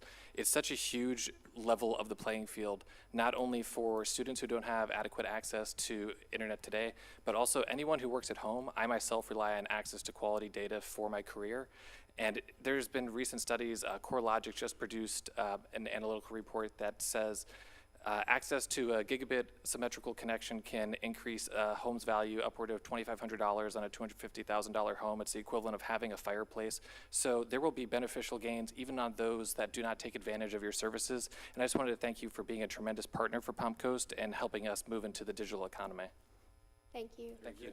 Mr. Mayor, he's our IT guy. He's an IT engineer. I should direct this question to the mayor, but I want to ask my dear friend Nick Clofus over here, if you allow me to ask. Yeah. Special offers, $59.95. Is that a good price? Absolutely. Yeah. You happy with that? We'll be very competitive on pricing. Good. That was my question. And more importantly, a lot of the areas you're targeting don't have access to this level of internet. So this isn't even available in these emerging markets that you're targeting first. Yes, sir. That's very good. The other thing is construction. That's the price of progress we're going to have to pay. And it's not. I think they were doing Eric Drive. At least someone was working there, and that was not much of a disruption, to be honest with you. That's what I like to hear. Regarding the signs, I am sorry to say that the signs that you're going to use in densely populated areas, forgive the sarcasm, but we don't have those in Palm Coast. Yet. That's why everybody wants to live here. Comments? Good. Thank you. Chris, thank you very much for the presentation, and I hope that we invite you back as we get closer to being that certified gig city. The more communication, obviously, the better. So thank you very, very much. It would be my pleasure. Thank you. Thank you. Very good. Absolutely. Mayor, City Council, we are continuing to work with Metronet. We're working on a ground lease. We were hoping to be able to bring that forward next week or at your next council meeting, but we're not going to quite be ready with that. We're not there yet, but we're hoping that we're going to be able to partner on a piece of property that we have to have their co-location hut, their electronics switching hut there. Still some more work to do, but we're getting close on that. And then also our stormwater department, which does all of the right-of-way inspections, has been updating their standard operating procedures. These large projects coming in really gave us an opportunity to take a good look at those, and we'll bring a presentation forward on that in the future as well. Good, and I would look forward to having a chance to share some words with your ownership again in the very near future. So if you could arrange that, that would be great. It'd be my pleasure. Very good. Thank you very much. Thank you again for having us tonight. Thank you. Thank you.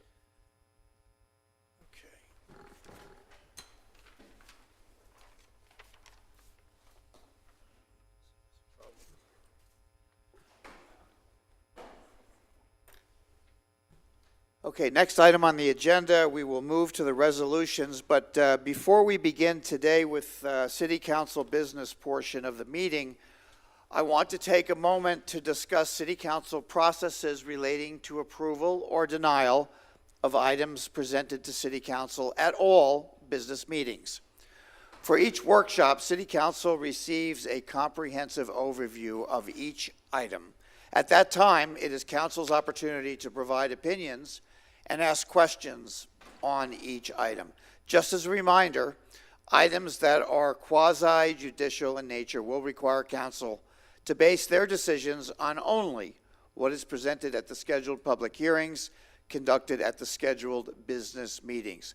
The purpose of a business meeting is for Council to review and weigh all the evidence and take action with decisions based on all information presented both at the prior workshop and today. So with that, if Council would read the first resolution into the record. Number 7, I think. Of course, Mayor, that's correct. This is item number 7 on the agenda, a resolution of the City Council of the City of Palm Coast, Florida, approving piggybacking with the Collier County contract number 187432-AQ with Martin Aquatic Design and Engineering for aquatic design and engineering services, authorizing the city manager or designee to execute necessary documents, providing for severability, providing for conflicts, providing for implementing actions, and providing for an effective date. Mr. Coate, you have a presentation? Yes. Good evening. Carl Cody, Director of the Stormwater Engineering Department. Tonight I'm going to have a joint presentation with several people coming up to speak on various parts. What we want to do tonight is give everyone an update on where we stand with the Holland Park splash pad from a legal perspective and how we're going to move forward with getting corrective action to move forward to reopen. So we'll begin with the legal side of things with Trevor Arnold. I know there was an update to council back in April when we brought them on board and began the process to move forward with the corrective actions. So he will come up and give an update on where we stand with that. Good evening. I wanted to update everyone. Since our April meeting, we did send out formal claim packages to the involved parties. We've listed those out, BBI, the general contractor, as well as their performance bond surety, Westfield, the designer, SME, and No Fault, which was a subcontractor supplier under BBI, but also a principal player. I've been in close contact with representatives from their insurers as well as the attorneys that have been appointed. They are in the process of providing formal responses. We've received some of those. We're awaiting some others. They have gone through the statutory 558 process of asking for some inspections. One of those is scheduled for June 30th to come and inspect the park and bring out experts so they can proceed with their investigation. Concurrent with that, we're also looking to move forward with our investigation, and that's part of this evening's matters being presented regarding Martin Aquatic, so we can also feel comfortable that we have an appropriate assessment on the mode of failure and the root cause and how to appropriately resolve things. We are looking to continue to move forward with the necessary steps to try to resolve this matter. I anticipate that occurring through a formal mediation process. I've targeted mediation for July, August timeframe, and so we're working to get the information to the involved parties, BBI, SME, No Fault. They have No Fault and BBI have also brought in some other subcontractors, some other downstream players that have been invited to the site inspection. So we're moving forward in earnest to do those things and to try to commit to a mediation in the coming months when we have further information on the potential cost and the time frame for moving forward with the repairs. Can I just ask a question? I don't know if you're going to proceed. And forgive my ignorance of the Florida civil law. Those notices of claim that you sent already, were they docketed already by courts, or they just notices of claim? They are not filed with the courthouse. So it's not a formal lawsuit. We have not initiated formal legal proceedings in that sense. So they are not docketed. I mean, they are sent by certified mail, and they're sent in various ways, and they have all been confirmed as received, but they're not in the court docket. You served them yourself, or you had somebody going there? My office, yes, Did. we did serve those, and we have proof of service for all of them. Thank you. Questions for council while he's up there? Okay.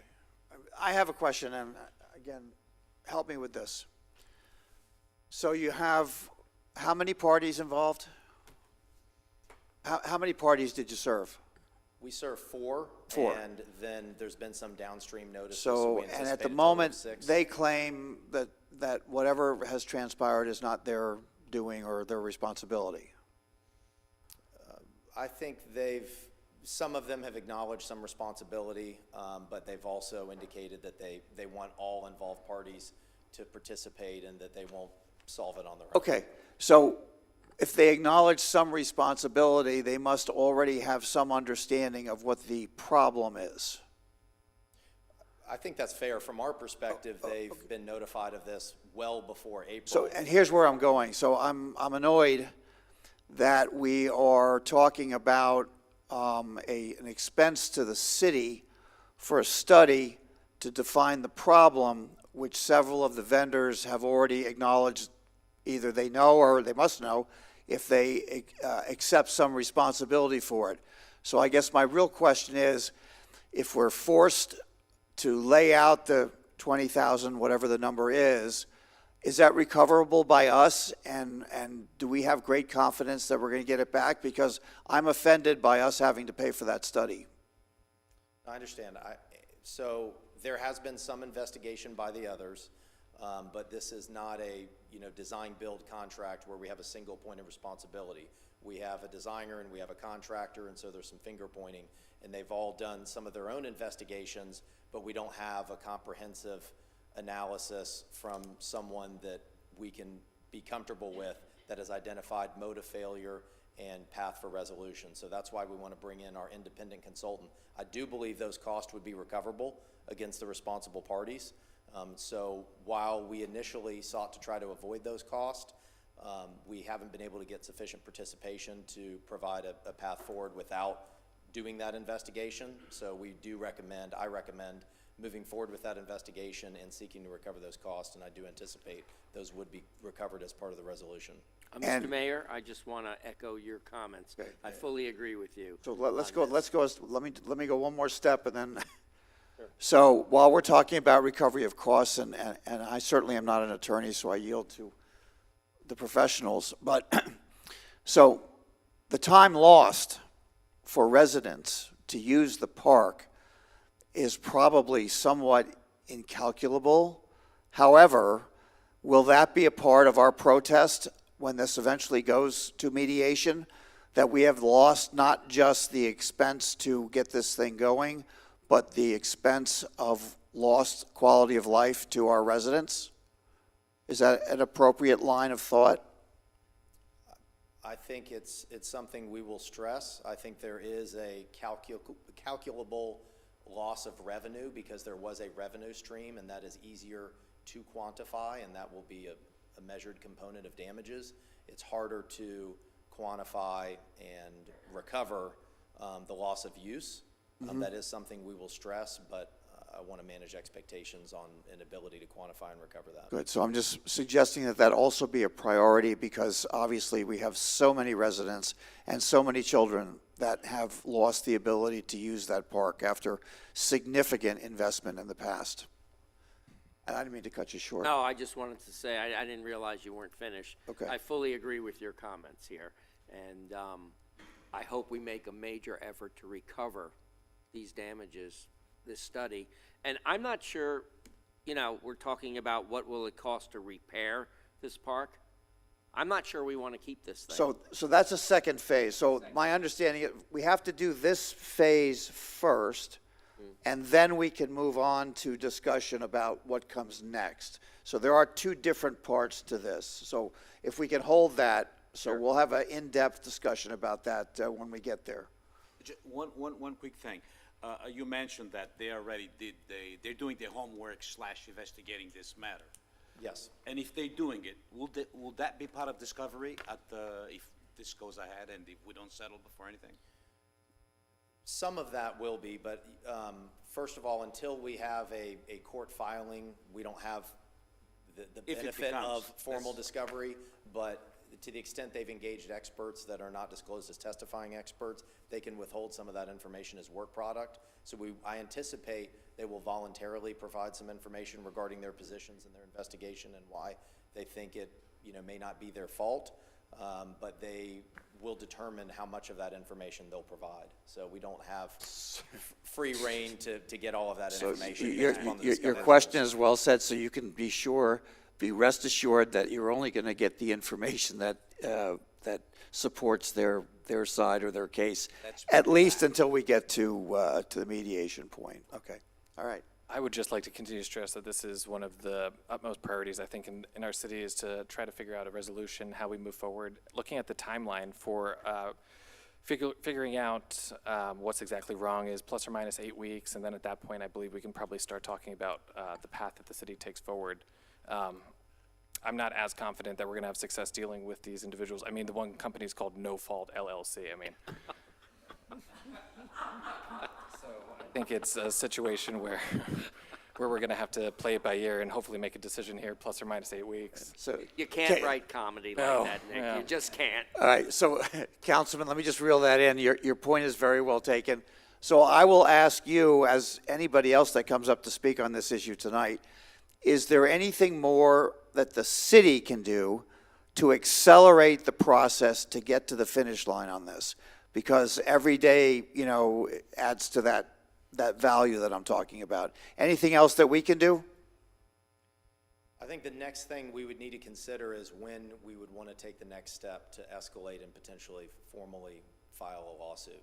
And I don't think that's on the agenda today, but I think that's the next step that would be taken. We are trying to get a commitment that as to when the other parties will mediate, and even today I got a response that maybe August is too soon, and we're getting some pushback. So I think if we can't get a commitment that people will come to the table in a way to resolve this within a short period of time, and from one perspective, it's not even a short period of time. This has been dragging out for a long time.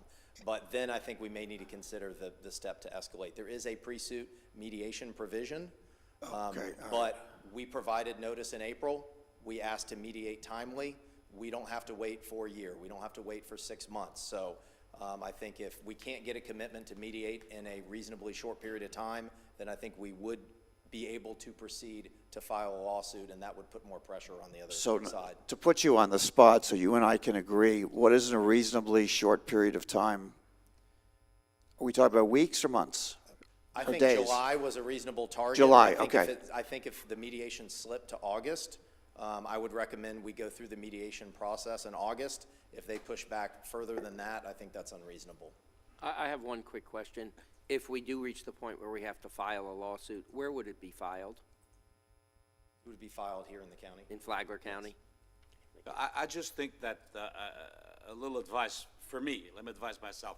I think we here behind this dais should avoid, I think, just any type of comments about this matter publicly, other than with our staff and city lawyer, because anything we say, it's going to be discovery, opposed to what their discovery is that they're going to hold back. So I would just say that we ought to be very careful with what we say out there, because I could see this going, the wrong way, unfortunately. Good advice. So I think you understand City Council's motivation to get to a finish line at the earliest possible moment. So thank you very much for your presentation. We appreciate the efforts. Understood. Thanks. Okay, now I'm going to move on to the next part of our presentation. That's really to introduce Ken Martin from Martin Aquatic Design and Engineering, and he's going to go through a few slides about his firm. I know he handed out some information to you as well. So Ken, go ahead. Mr. Mayor and council persons, thank you very much for allowing me to be here.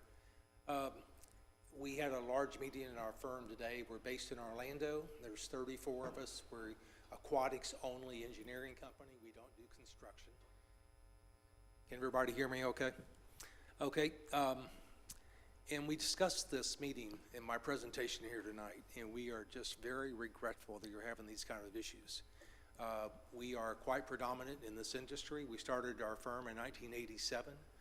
We've successfully completed 2,600 projects out of 2,600 projects, and we've had offices all around the world. We currently work all around the world, and so we're quite expert at what we do. We don't normally have to come in on projects like this. It's so sad that it's happened, but we are eminently qualified to be able to discern what the issues are. And so I know you've looked at our suggestions, which turned into a proposal. We'll be bringing our team over, be a very, very, very qualified team. We're going to spend the entire day plus whatever it takes for us to take a look, determine what the causes are, perhaps what could have caused it, whether it be material failure or whether it be a workmanship issue or all of the above, and who knows what else. We'll be looking at construction techniques. We'll be looking at design. Was it adequate? Was it proper? Was it oversaw? And the whole package. So we want this to be a very comprehensive service. And so I'm here to answer any questions you may have whatsoever, and in hopes to try to get us to the finish line. I'm sorry, if you would just define your timeline again, when will you start and how long will it take? We've already told Carl that we would get our observation and assessment done on site within 10 days of us giving the go-ahead. And then it's going to take us about a week or so to pull all that together and document it. We'll issue a couple draft reports for the various people to take a look at. We'll have some question and answer periods between those that are really involved closely. We'd be happy to present whatever needs to be presented whenever you're ready. Okay, and I just have one other question, sorry.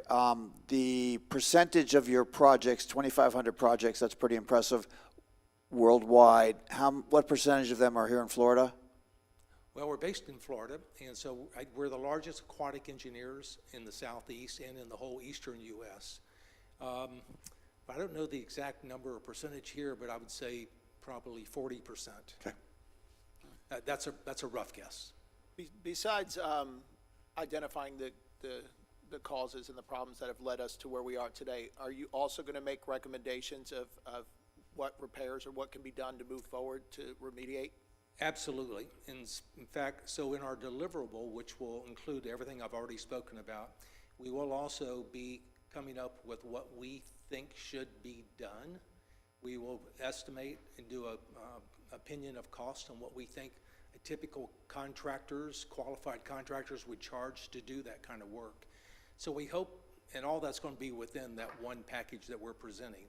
And so we really hope, and we're also going to present If you would like for us to design what has to be done in the future, we'll include all of that so that you have a lot of paths forward. We hope that that will give you the maximum amount of information that you're going to need. Okay. So the magnitude of this project forces me to ask this question. Yes. So would you be beginning this study with the notion that the park be brought back to its originally planned function? Or would you also be offering suggestions on a different type of use or a different configuration? We can do all of that, and all of that would be included in our proposal. However, since we haven't personally viewed it yet, it really depends on what sort of significant issues we find, and we think there are some just based upon our discussions we've had. We believe there are some very significant issues, and we're already a little bit alarmed on how the magnitude of the corrections it might take. So I think once we get our assessment done and really start to research what the steps forward, I believe some of the next steps will become pretty obvious. So you're not committed or dedicated to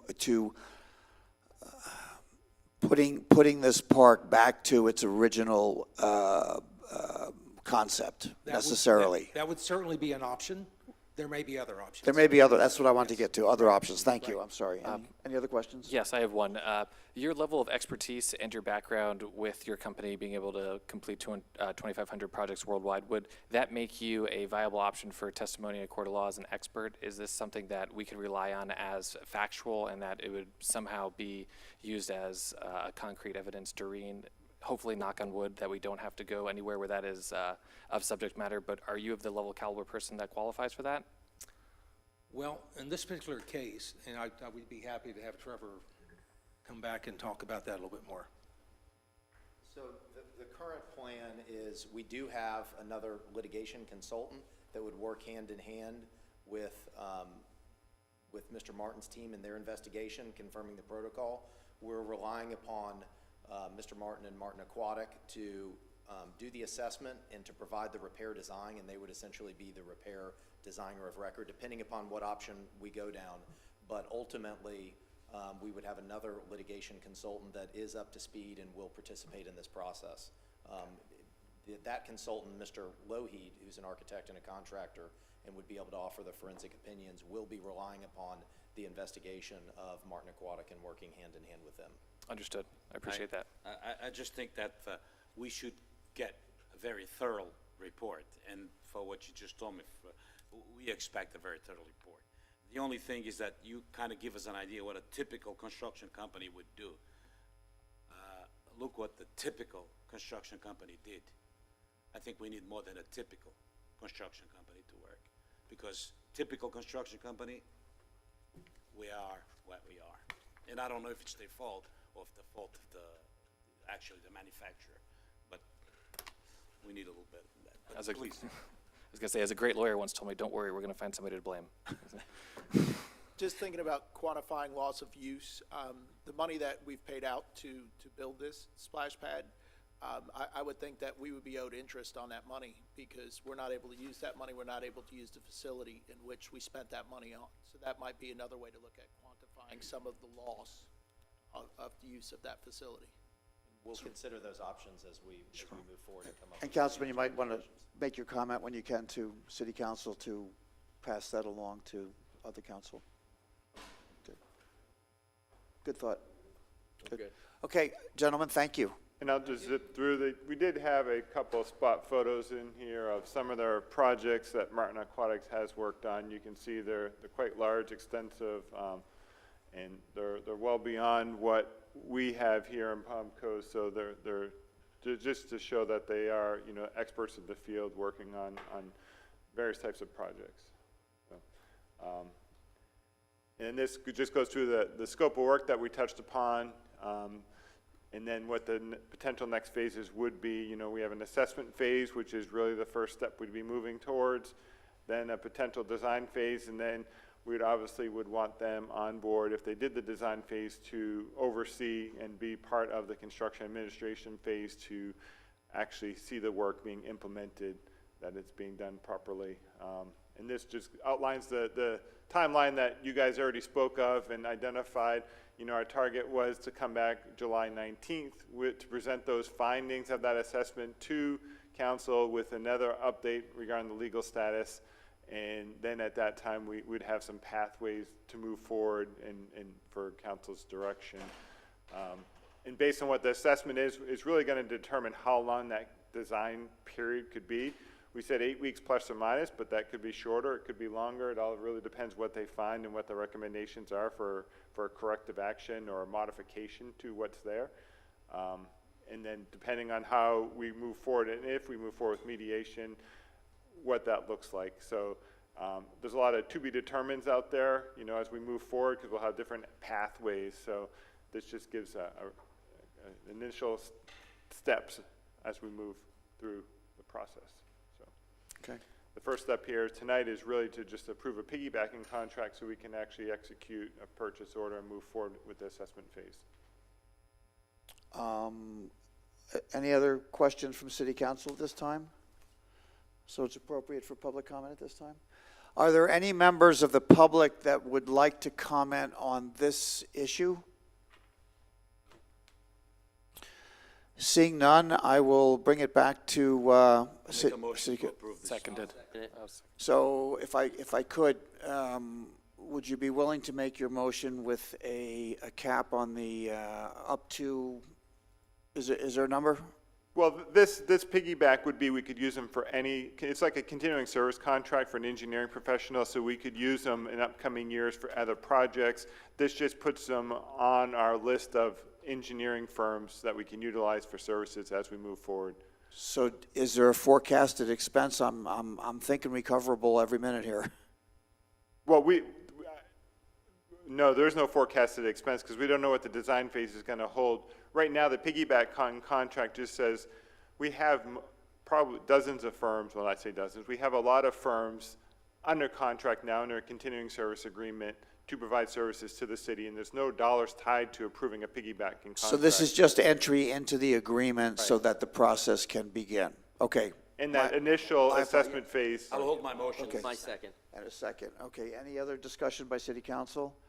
So all in favor, please signify by saying aye. Aye. Aye. Any opposed? Does the clerk have the count? Very good, thank you.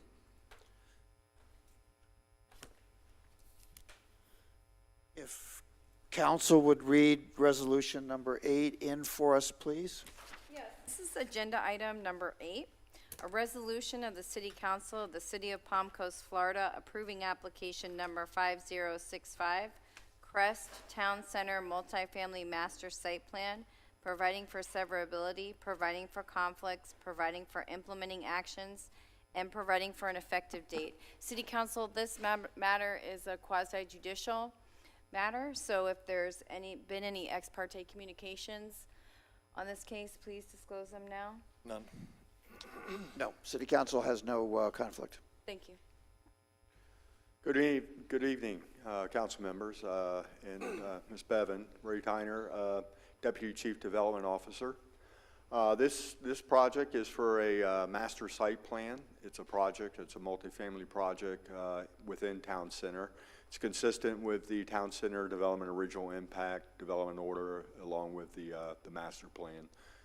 Ms. Myers will have the staff presentation, and the applicant is also here and has a PowerPoint presentation to share for City Council and the public as well. Good evening, Mayor, City Council members. I'll go ahead with our presentation. So here's a bit of background for Town Center. Here you can see it all in red hatched. Town Centers exists on 1,600 plus or minus acres. It's a development of regional impact, as Mr. Diner mentioned. It's also a planned unit development, or an MPD, also approved in 2003. This is the location of the proposed Crest Town Center multifamily. You can see this is the site here. This is Town Center Boulevard, this is Brookhaven, and this is Central Avenue here. This is a closer up view of the property. It's a little over 10 acres. It's currently vacant. You can see the wetland over here, which is under conservation easement. And again, here's Town Center Boulevard. This is Brookhaven, Central Avenue, and then down here a little further is 100. This is the future land use map for the property. It is DRI urban core and conservation is that wetland I mentioned. Its zone master plan development agreement. As you can see, everything around it as being in town center, it's all master plan development. This is the proposed site plan for the crest. It's 251 units over 4 buildings. You can see this large building here is a 4-story building. One building here, which is 3-story, one building here, which is 3-story, and then one building here, which is 2-story, and another building down here, which is 2-story. So the site development requirements for this property, the maximum impervious is 85%, and these are all per the Town Center Master Plan Development Agreement. They are providing 58% impervious. Their maximum building height is 80 feet. They're providing 42 feet. Minimum vehicle parking, they need to provide 413. They're providing 414. Minimum bicycle parking is 21. They're providing 23. And the minimum living area is 650 square feet. Their average for the 1 bed is 735 square feet, 2 bedroom, 1,115 square feet, and 3 bedroom is 1,365 square feet. Those are averages, but their smallest 1 bedroom is 671 square feet, so above the 650 as required. These are some of the elevations. So this is the elevation of the large 4-story building that is in the middle. These have all been approved by the Town Center Architectural Review Committee. So they've already been approved by them. This is for the 3-story buildings, the 2 3-story buildings. Those, you can see the elevations here. And then this one down here is for the 2-story building, the garage building, and their maintenance building over here. You can see I called those out. So the large 1 building here, 4-story, the 2 3-stories over here, and the 2 2-story buildings down here. Now to call out some of their amenities, they have a pool and amenity area here in the middle. They have an athletic lawn over here. They do have a dock and will have a kayak launch out to the large stormwater pond that is to the east of their property. They have a dog park down here, and they will have internal sidewalks all over the property and going out to Brookhaven Drive, so any residents can get out to Brookhaven and to the rest of the town center property. So we go into the analysis based on 2.0505 of the Land Development Code. The proposed development must not be in conflict with or contrary to the public interest. As the project is located within Town Center, DRI, and MPD, and it is adjacent to existing multifamily, it will not be in conflict to the public interest. The proposed development must be consistent with the comprehensive plan and the provisions of the Land Development Code. It is consistent in the proposed development with the Land Development Code, the comprehensive plan, and the Town Center Master Plan Development. The following are applicable goals, policies, and objectives. So the Chapter 1 land use element, preserve the character of residential communities. It does, as there are existing multifamily uses around this project. And then land use element, land use patterns will be required to be efficient and not disproportionately increase the cost of providing and maintaining public facilities. Again, as this is within Town Center, all the public facilities are already available to this project. The proposed development must not impose a significant financial liability or hardship for the city. The public infrastructure needed to support the project is in place or close to the site, and any extensions or construction of roads, stormwater systems will be at the developer's expense and their responsibility. The proposed development must not create an unreasonable hazard or nuisance or constitute a threat to the general health, welfare, or safety of the city's inhabitants. It does not. The proposed development poses no unreasonable hazard, does not constitute a threat to general health, and all improvements will be newly constructed up to current codes of building and our Land Development Code and other review agencies. The proposed development must comply with all other applicable local, state, and federal laws. It'll be required to comply with all of our Land Development Code, the Town Center Master Plan Development Agreement, and any other agencies that would review the project. The Planning Board heard this item on May 18th and voted 5-0 to recommend approval to City Council. And a recommendation, the Planning and Land Development Regulation Board recommend that City Council determine the proposed master site plan is in compliance with the comprehensive plan and approve application number 5065, Crest Town Center Multifamily, a master site plan for 251 units, so the developer may apply for a technical site plan. The next steps would be technical site plan review by staff, followed by building permits for the project. And as mentioned, the applicant is here and has a presentation. The clicker's up there. Hey, how's everybody doing? My name is Bentley Nelson with Crest Residential. I'm a partner with the development firm of the proposed development here. Thank you, Ms. Myers, Mr. Tyner, for your presentation. They've been fantastic to work with to date. We've been working closely with them for a number of months on this project, and we're proud of what we've put together here. I think I'll start off by giving you a little bit of information about our firm. We're based out of Birmingham, Alabama. We specialize in multifamily development across the Southeast, specifically in Florida as of recent.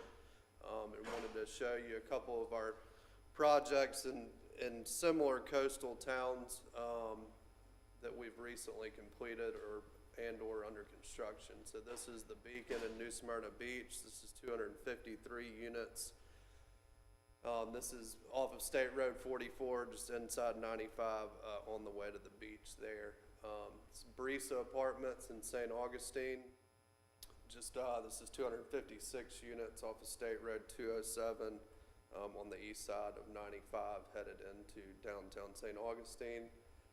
The Griffin, this is in Vero Beach off of State Road 60, 297 units currently under construction. Primrose Apartments in Destin, Florida in the Panhandle, this is 288 units. So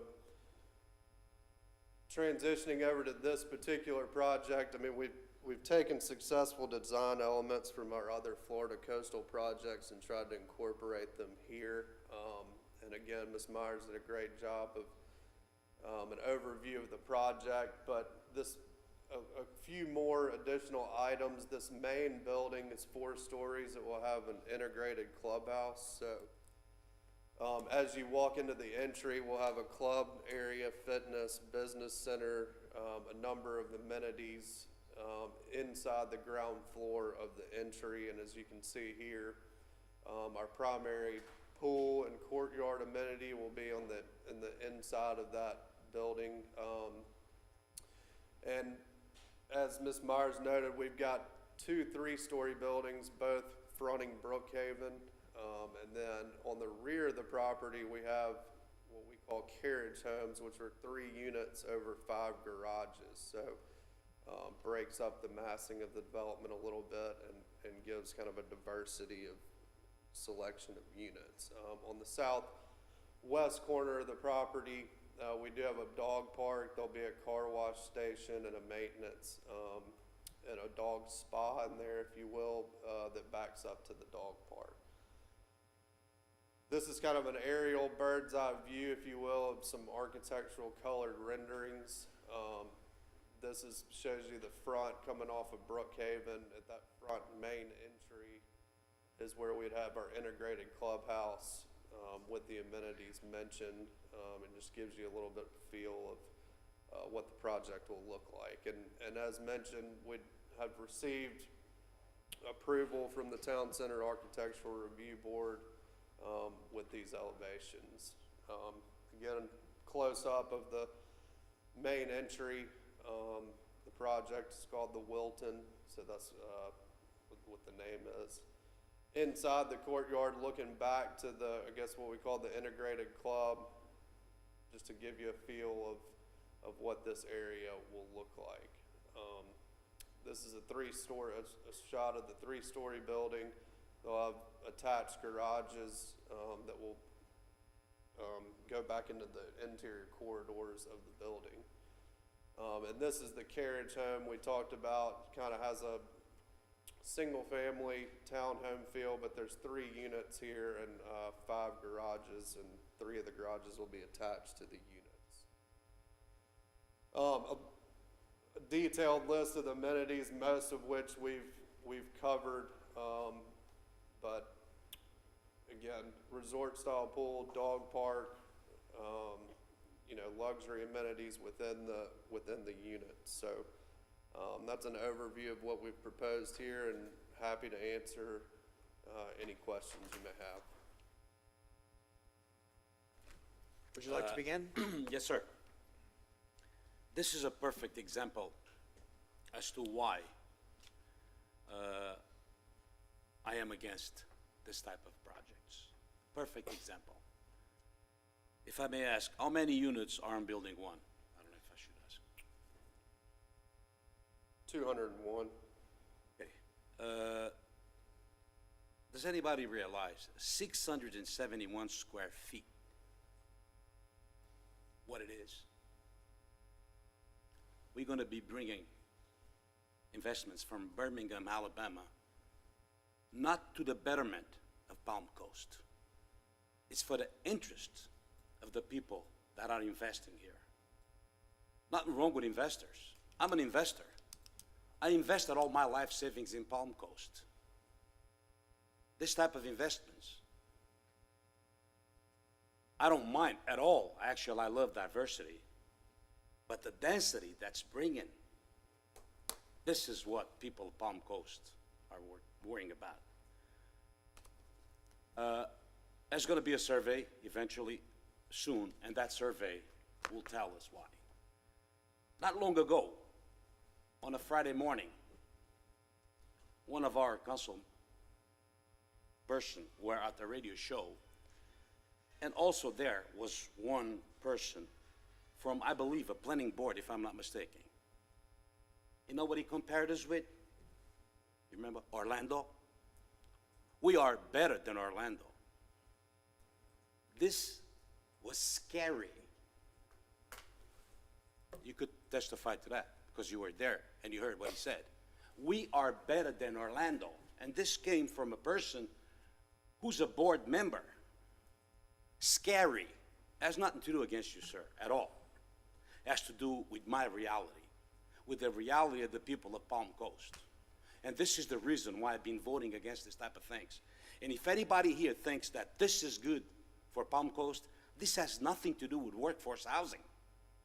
Right now, there's nothing we could do. When it comes from the board here, we're just going to have to approve it one way or the other. This is the reason why we should do something about it.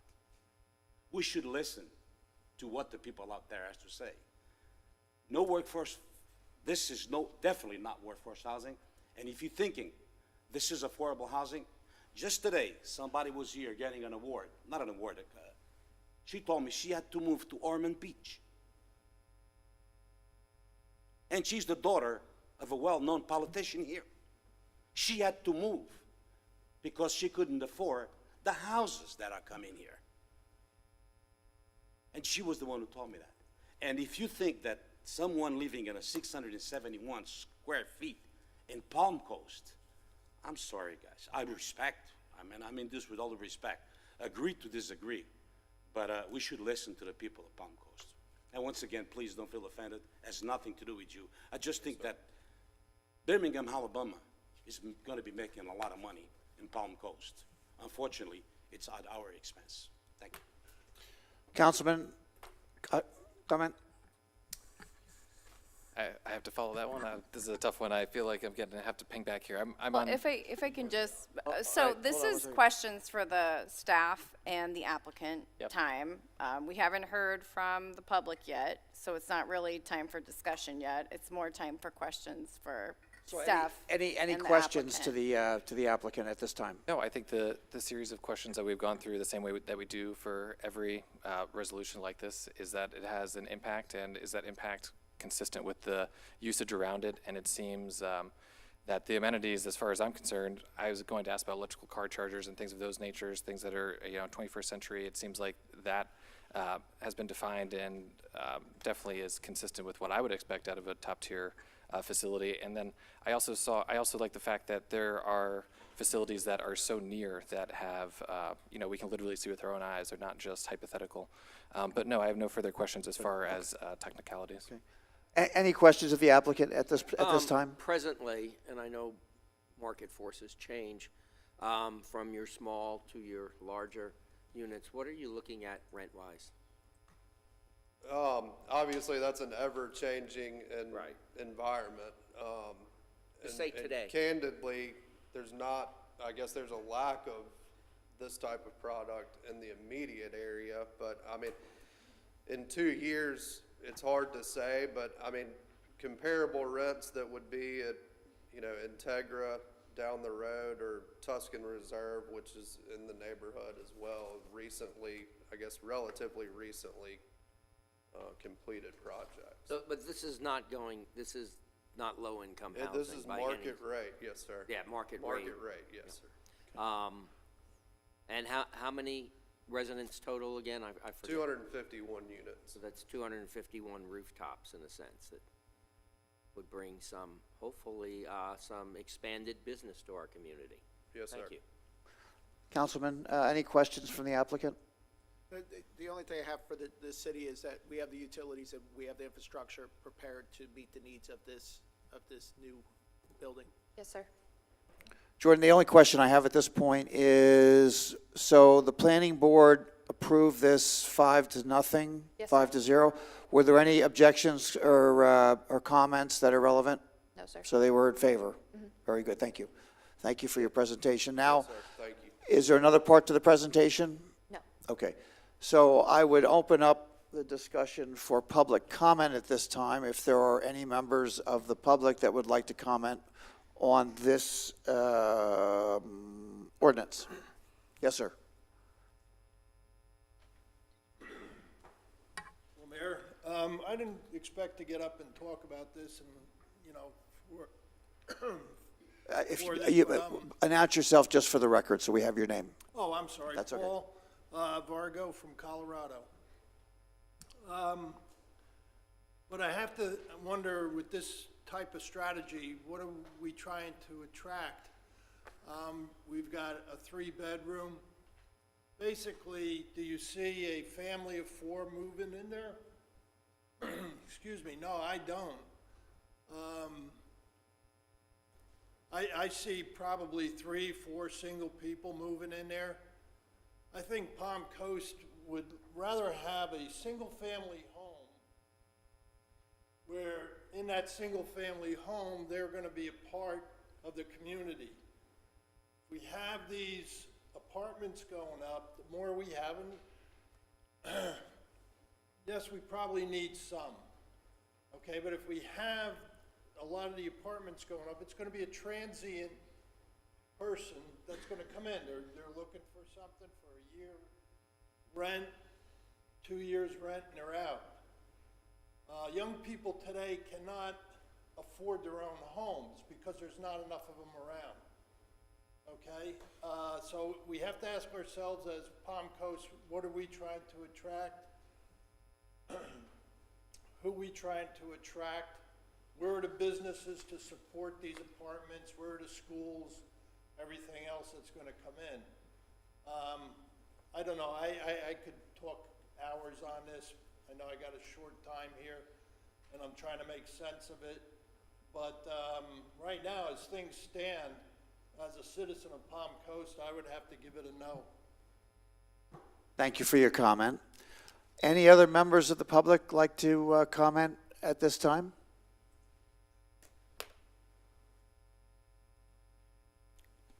Alan Lowe. So we've heard how apartment buildings and so forth help to reduce the urban sprawl. But I have a question because I can't quite figure this out. And it's not necessarily directed to this project, but this project is looking at 251 units, which theoretically would equate to 251 single-family homes. So we're reducing urban sprawl by putting these 251 single-family homes in one spot, in a multi-family building. Who is buying the 251 single-family home lots and reserving them so that we don't have 251 urban sprawl? In other words, we're building 251 units here, and then somewhere else in Palm Coast, we're going to build 251 single-family units. We haven't reduced urban sprawl, in my mind. We've just increased density. And I'm concerned about that because, for one thing, the road use, if you look at the Town Center Boulevard as you're coming from Old Kings Road this way, there's a bunch of little patches in the road where the road has been damaged or worn over time. And we're going to increase traffic on these roads by these apartment buildings, but we haven't fixed the roads yet.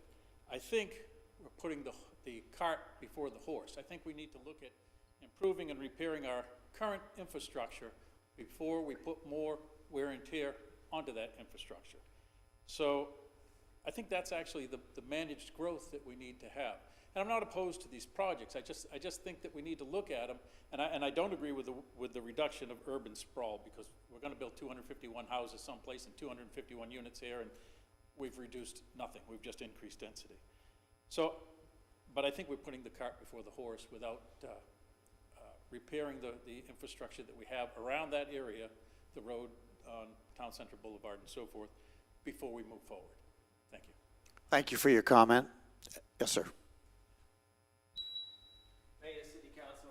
My name is Al Pontorno. I've been a resident of Palm Coast for over 20 years. The quality of my life has not gotten better over the last 20 years because of the influx of people, the traffic. With the influx of people, as the population rises, there's a certain amount of riffraff that comes in with the neighborhood also. I'm seeing more trash, I'm seeing more crime, I'm seeing burglaries. Also, the quality of my life has not improved by the increase in population. I ride my motorcycle, it gets dangerous out there. I walk with my wife and my children, it gets dangerous out there. Even walking my dog has become a hazard.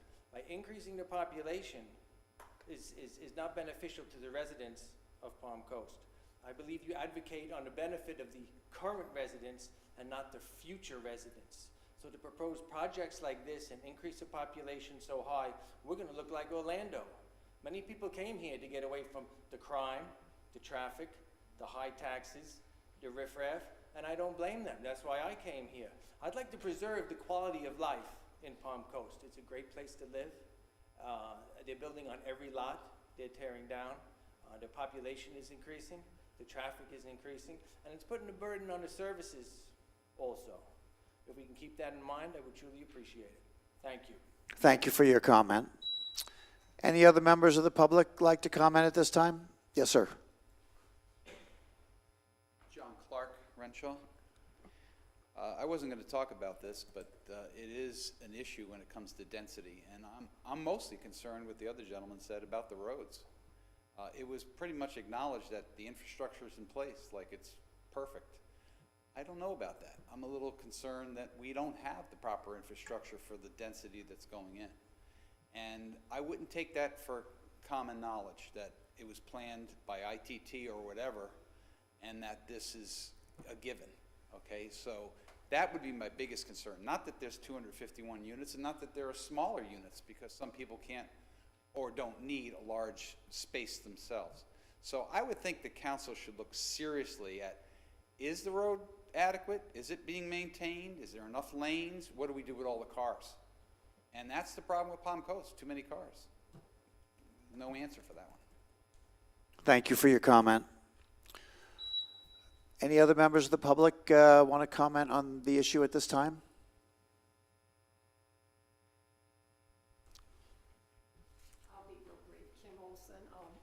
Live on Ryberry Drive. Excuse me. I'm also concerned about the density. I think if you're really representatives, you need to go out and talk to your voters, because people are talking continually now of the density.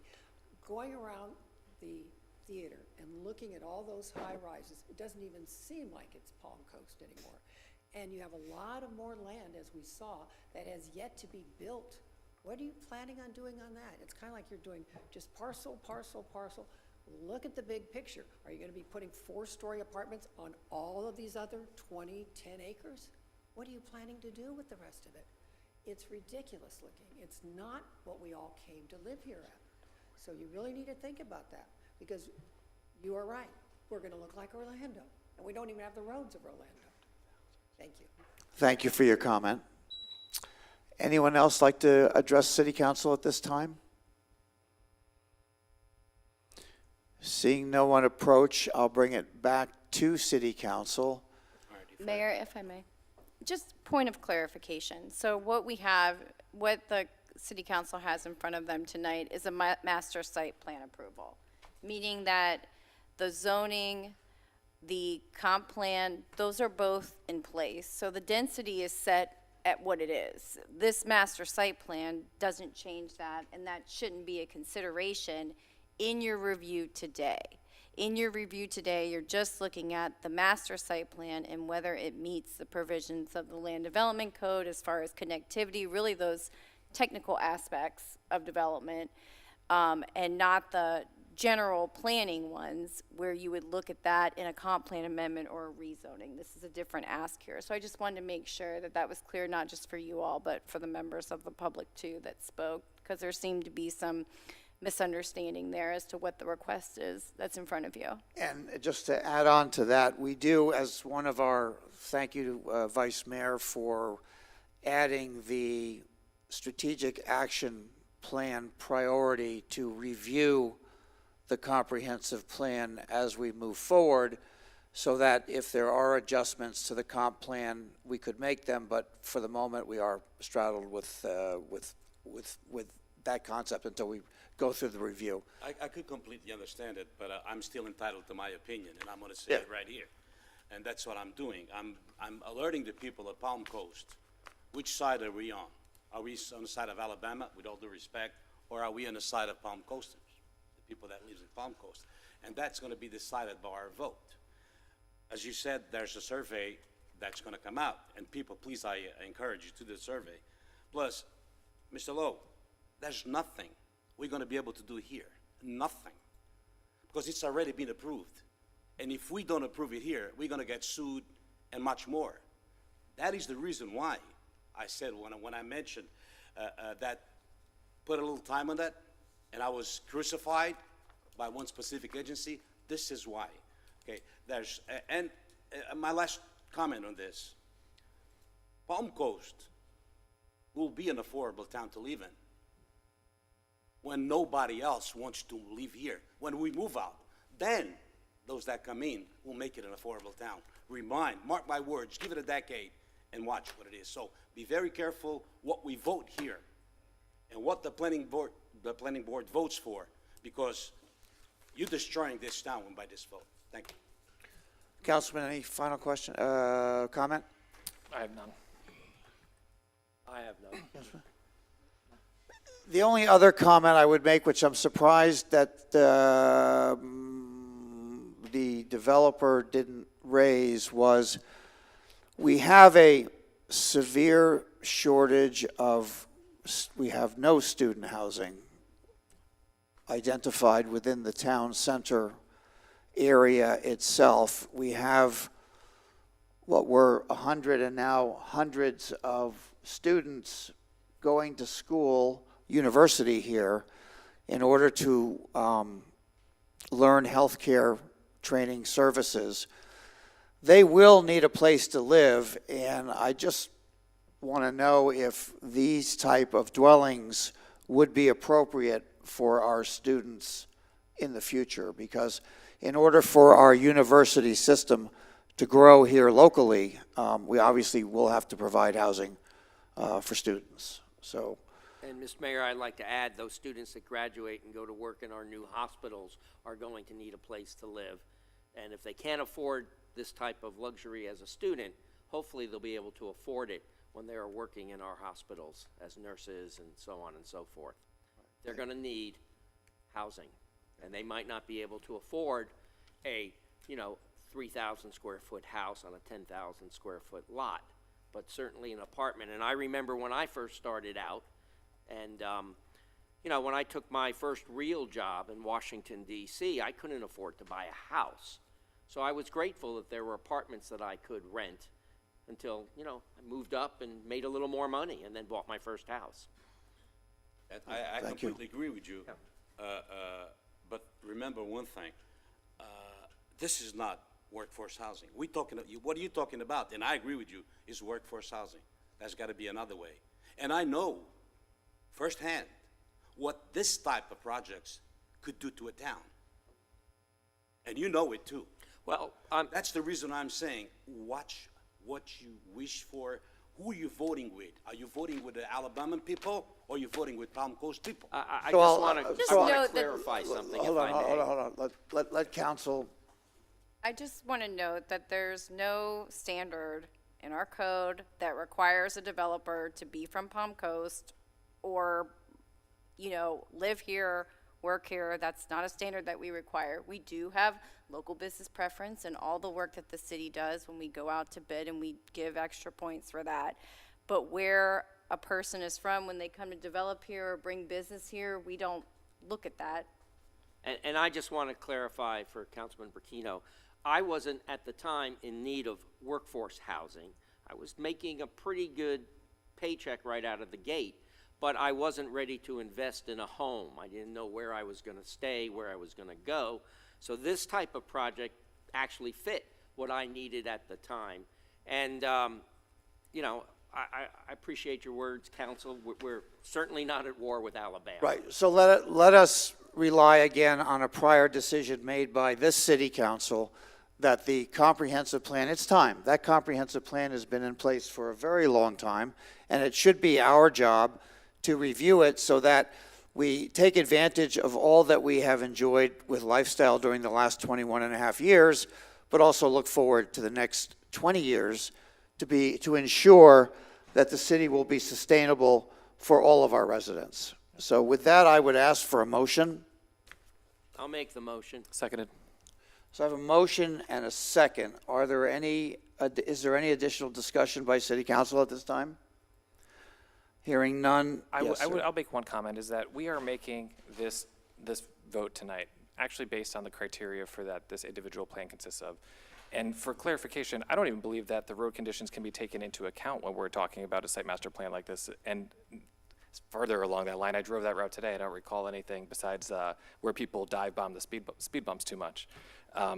But this is coming down to whether there's a minority of us that wants to make a position of note on this, where if it was a majority, we would end up in a continuous, litigious battle where we would very much be in a situation where there's not criteria that were not met to be satisfactory to get to this point. So I just wanted to throw that out there, that this isn't necessarily a vote one way or the other, but if we were all to just abstain from responsibility up here, that this would end up in a litigious, lawsuit mess that it's going to end up invariably costing the city more money. I'm quite certain lawyers aren't of the cheapest value now. I completely agree with it. And I think just, Council, I mentioned at the very beginning that I only mentioned Alabama because that was only here. It's nothing to do against Alabama. What I was saying, I just used them as an example because they were here today. That's the fact. And as an Auburn fan, I thought that was All right. okay. Any other comment? I'll ask the clerk to do a roll call vote, please. Vice Mayor Brinkley, No. Councilmember Danko. Yes. Councilmember Finelli. Yes. Councilmember Clufus. Yes. Mayor Alpin. Yes. Motion passes 4-1.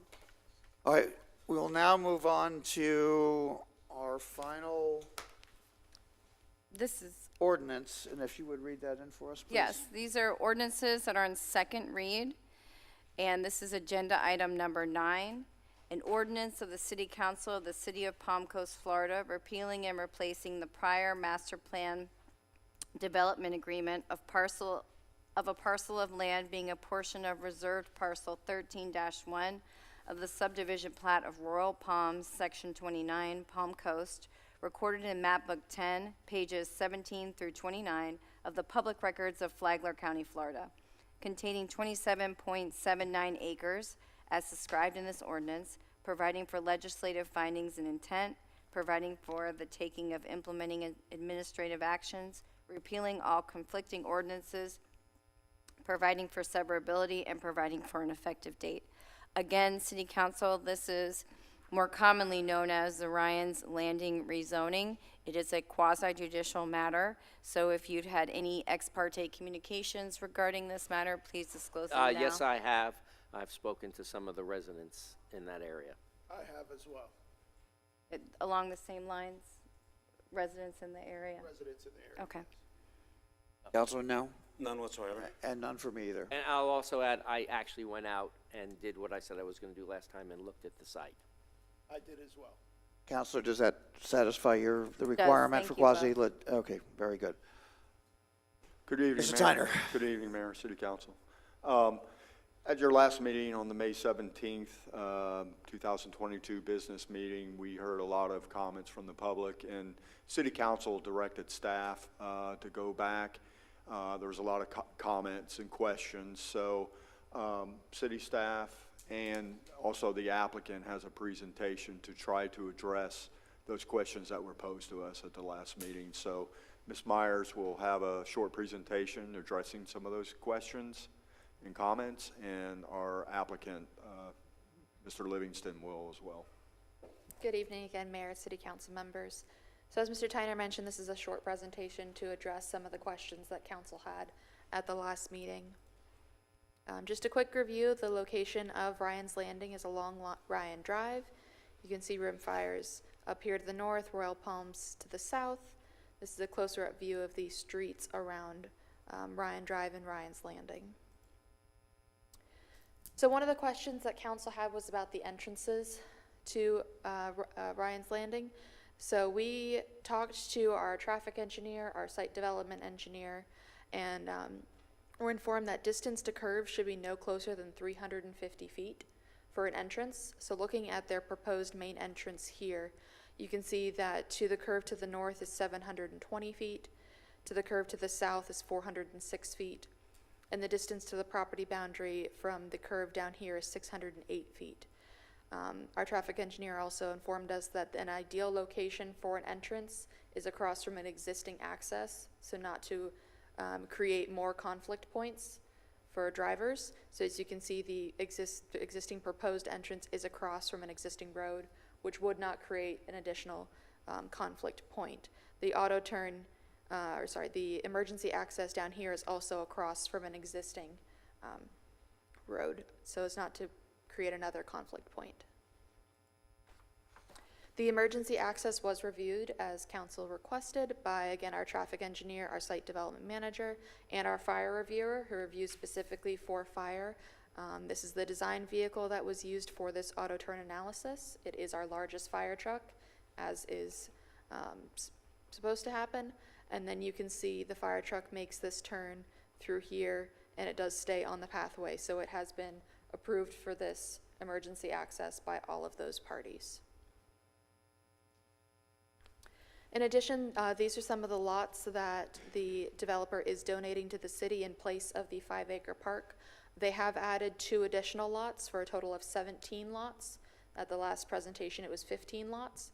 So it does equal a total of 5.2 acres when the original park to be located on Ryan's Landing was only 5 acres. So this is a summation of some of the comments. The owner will be deeding 17 lots, as mentioned, abutting Seminole Woods Neighborhood Park. The owner is no longer requesting recreational impact fee credits, and language to that effect has been added to the master plan development agreement. A 4-foot tall and 6-foot tall fence will be installed to ensure the privacy of residents both inside and outside of the property.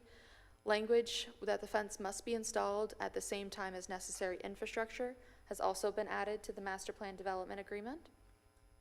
Age-restricted language has also been added to the agreement, and language stating cooperation with the school district on a bus stop location or entrance conflicts has been added to the agreement as well. So this is to reiterate the recommendation. The Planning and Land Development Regulation Board recommend that City Council determine the proposed rezoning of Ryan's Landing, application number 5037, is consistent with the comprehensive plan and rezone 27.79 acres from the Master Plan Development Zoning District to the Master Plan Development Zoning District. And the applicant is here and has an updated presentation.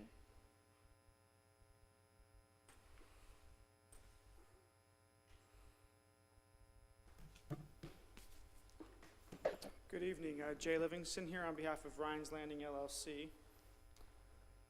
Some of this stuff you've seen before, so I'll go through that quickly, but as you know, that's the location of the project. This shows you not only the existing zoning, but also the proposed zoning, because we're actually not requesting a change to the zoning district, just a modification of the actual agreement that defines the development on the property. As you can see, the surrounding zoning is predominantly in SFR2, SFR3, and then a large duplex segment that's right next to the project. That's the darker area that's just to the northeast. In the original PUD that was approved pursuant to this settlement agreement with the city, this is a fairly rough version that's online. That is the site plan in the recorded PUD, and it shows the 69 residential units. No age restriction on those in the existing PUD. A 5-acre park donation, which the city was responsible for actually developing once it was donated. As was discussed at the last meeting, the city doesn't have a need for a park there, nor is it in its capital plan, and it's how we got to this point with this application. This, again, I put this up the last time, and this time just to show you the table that was in the original PUD explaining the development requirements. Originally, this was added to the presentation so you could see the comparison that they're almost exactly the same. There is one noted difference in the change that we made to the MPD since the last meeting. So right now we have the updated plan, which we'll get into more detail when we get to the last slide, but nothing has changed in terms of the actual lot layouts. This most significant change is we were able to, we weren't sure if we could, but we were able to make a connection from the sidewalk that runs along the interior lots throughout the project to a pathway system that's actually going to go around the lake, as well as those 6 circles you see. Those are actually trees that are next to a bench that would be provided. So we added additional recreational amenities so that lake could be more than just a retention pond. And the connection points, there's a dog park at the top, and then there's no park at the bottom, but you'll see that black line. There's a connection point so that people who live in this age-restricted community can benefit not only from the sidewalk out in front of the houses, but actually can use the lake. That also increases the recreational amenities on site to, I think, beyond 5 acres. I have it right here. Total of 5.07 acres. As we discussed the last time, under the comprehensive plan level of service, which is also codified in your land development code, the level of service is 8 acres per 1,000 residents. This particular project at the 2.4 multiplier that is part of your comp plan would generate about, I think, 288 residents, which would be 1.82 acres of recreational required. On top of the 5 acres that are being donated at the Seminole site, the project now will provide 5 acres of recreational area for the residents on site. So this is the table from the MPD, and the one notable change I added, there were some concerns raised by the public about the size of lots and how that would equate to potentially the size of homes. There was a presentation given by one of the members of the public showing how the homes wouldn't fit on the square that was presented to you. After discussing it in the other projects that Seagate or affiliates of Seagate have done in the city that are age restricted, no house is ever less than 1,500 square feet. They're actually usually much larger than that. So we increased the minimum house size to 1,500 square feet, so there's no concern. The 1,200 square feet that was in there, you'll see that number a lot in presentations. That's actually the floor that's set in your land development code, so we were just following that. But because there's no intention to build a house that small, we agreed to increase that minimum size to 1,500 square feet as the minimum. The averages are generally higher. I think the smallest home in any of the projects was 1,585, but this would ensure that we wouldn't have much smaller homes next to larger homes in the neighborhood. Everything else within the table remains the same and is consistent with the original PUD.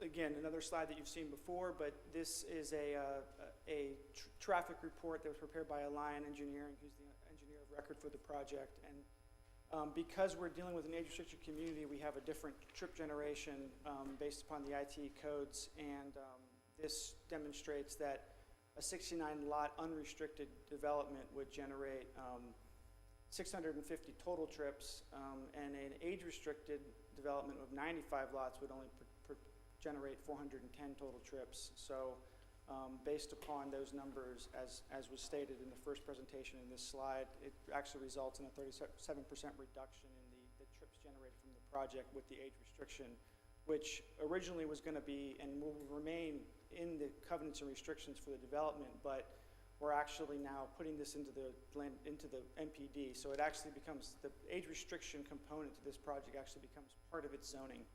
So the declaration cannot just be, revoked or abandoned later because it's actually part of the MPD agreement.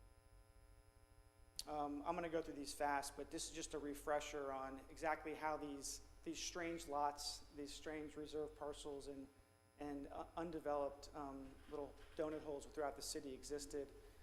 This was the original zoning map at the time of incorporation. The circle there is one of the 3 parcels within this scope, and those are all designated under the county's land development code and zoning map as future development district.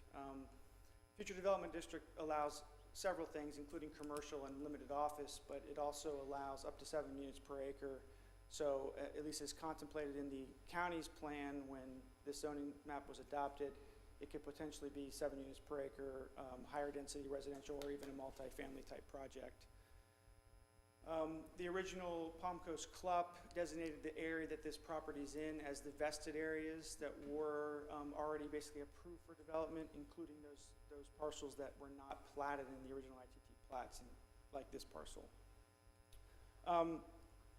A question was raised at the last meeting about the lot sizes and the development types. I had actually put some of these slides up before. I added an additional one. It's because it's a comparable project that Seagate has done in the past.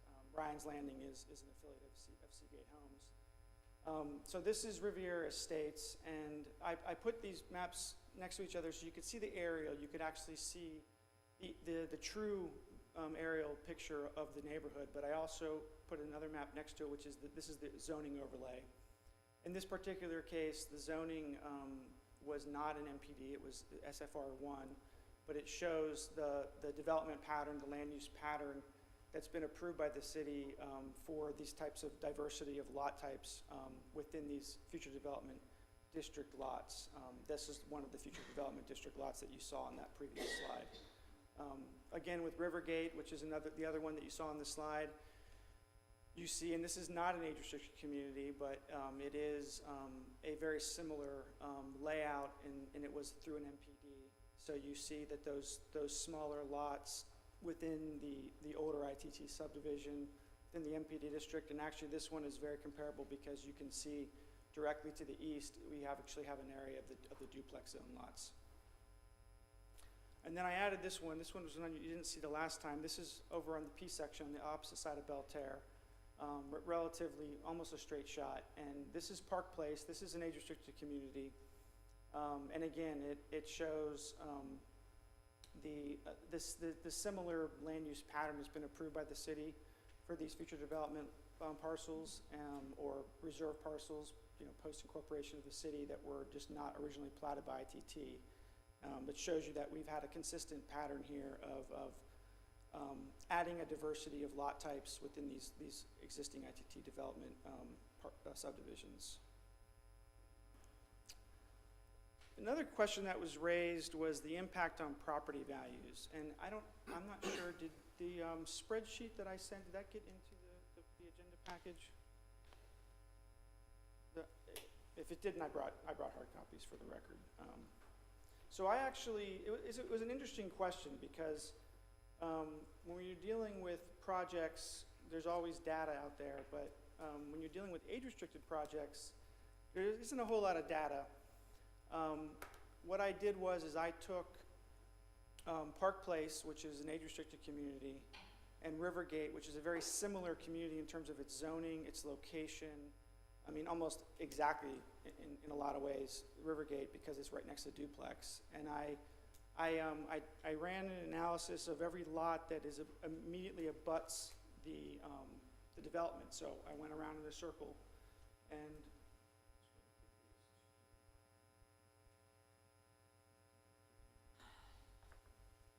Thank you, sir. Thank you.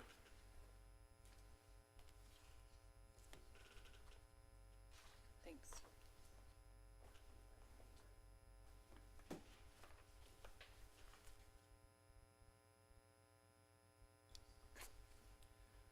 So I went through and and you can see that I put the parcel numbers there. I never like it when I see numbers and data without any backup, so I wanted to make sure you had the backup. But we went through every lot that surrounded these projects, and I checked the assessments for this year, the working assessments and the assessments for last year, to see how much they've increased.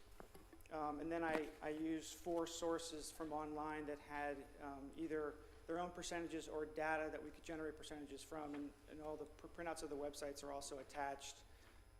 And as you can see, Rocket Homes, the median home price increase from 2021 to 2022, actually that would be from April to April for all of these, was 26.6%.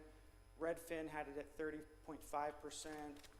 Movoto had it at 26.5%, and Realtor.com had it at 33.4% for the same general period of time.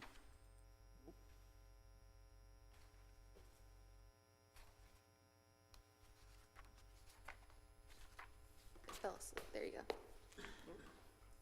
All right. And as you can see, the average there is about 29.25% increase based upon the aggregated data from these websites. Through the 61 lots that I looked at surrounding the Park Place subdivision, the average increase was 29.65%. That's the actual age-restricted community that's most comparable to this one in terms of product type.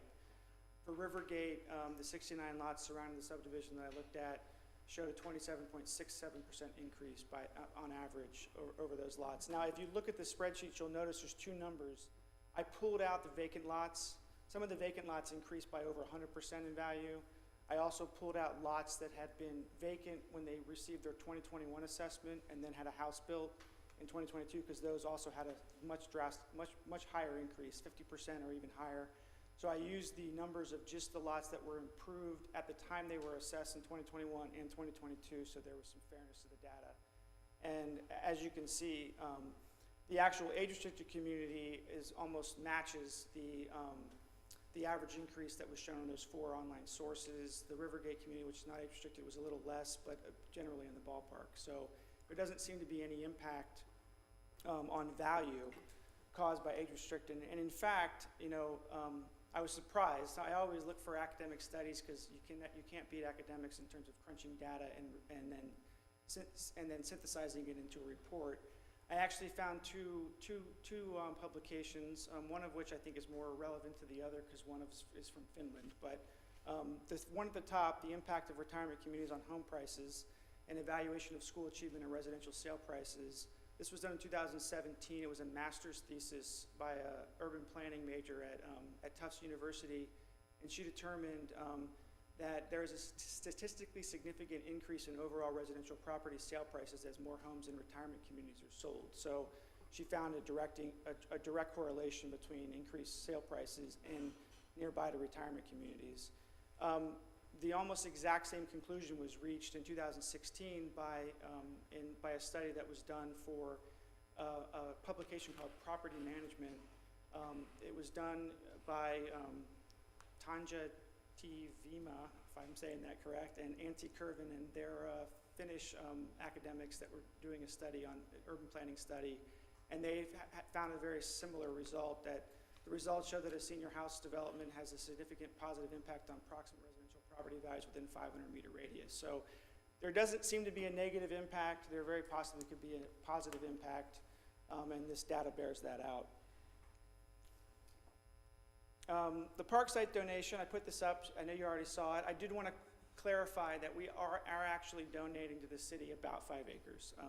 The 5.2 number comes from the property appraiser's GIS area tool, and the reason it's 5.2 and not 5 is that the space over on the far east side, there's the right-of-way there. So that strip that Ms. Myers just went over was owned by the city, and this strip here is owned by the owner of this land to the south. Because this roadway is not platted, the title would essentially go to the center line. Because we don't actually own either of those little reserve parcels, those little utility easement parcels, you can't really include that square that's in between the two of them. And if you exclude that, unfortunately, the tool doesn't allow me to exclude from what I've already measured. You get about 5 acres. So the donation is consistent with the spirit of the original PUD for the 5-acre park donation. And then this is the plan. As you can see, it's a little bit better detailed, although it's about the same size as the other slide. You can see the pathway around the park, the connection, around the lake, the connection sidewalks from the exterior sidewalk. We have our entrance, our gated entrance here, as well as our emergency exit. Some of the areas were highlighted, and I already mentioned one, but there were some changes in that you should have a red line in your agenda. We added the age restriction requirement to the MPD. We also specified that would be managed and enforced by an HOA, so we're going to have that extra protection to ensure it's an age-restricted community. We made it clear that neither the owner nor SG Flagler Holdings, which is another affiliate of Seagate that's actually making the land donation, or the owners of those lots, would be seeking park or recreation impact fee credits for the donation. So I made sure it was clear that neither party would be requesting those, since there's some connection between the two entities, but they are separate. The entrance gate, there was a question about when the gate and the fence would be built. And there was a question from the city attorney's office why I didn't say they'd be built first. And it doesn't really make much sense to build them first. They would be built when the infrastructure goes in. We don't anticipate this being a phased development, but if for some reason, let's say the southern portion was built first, the fence along Ryan's Drive would be built, but we wouldn't go in and clear the back area of the property just to put a fence in because the MPD requires it. So the fences will go in at the time that the subdivision infrastructure goes in. So they will go in first in the sense of before any lots are sold, or if it is built in phases, which is not the plan, before any of those phased lots are built. So fences will go in prior to anybody moving in or houses being put up. And then the gate would go in. Obviously, the first thing we're going to build is the access road to the project, so the gate would go in at that time.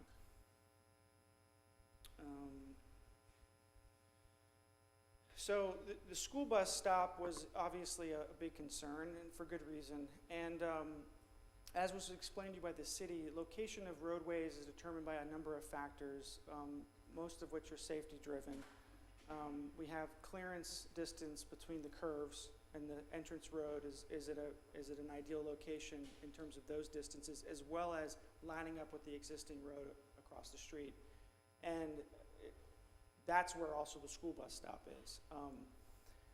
Unfortunately, neither I nor you as the city has any control over where school bus stops go. That's a school board determination and a school board decision. So to ensure that we do not create any conflicts with the school bus stop, or we implement measures to maintain safety, I added language to the MPD, and I'm just going to read it to you. Although a school bus stop is not anticipated to be required for the age-restricted project, the owner will work with the city and the Flagler County School District to minimize conflicts between the primary entrance exit and any nearby bus stops, which may include, without limitation, traffic calming devices at the primary entrance exit and signage. Luckily for this project, the location of the school bus location, the current one, because there's nowhere to go unless you have friends in the neighborhood that you're driving to see, except north to get to the closest arterial. So that should minimize conflicts because most of the exits from the project will be right out and away from the school bus stop. That was another compelling reason not to add a secondary entrance, was because one, we're going to be dumping more cars off that are all going to go in the same direction. Excuse me. Yeah. What do you mean they're all going to be going in the same direction? Well, there's nowhere to go, and the best way to look at it is actually... Because when I went out there, you can turn left or right. Yeah, you can, and I didn't say that you couldn't. What I'm saying is that unless you're visiting somebody in one of these neighborhoods, there's no reason to go And that school bus stop is directly across from that gate.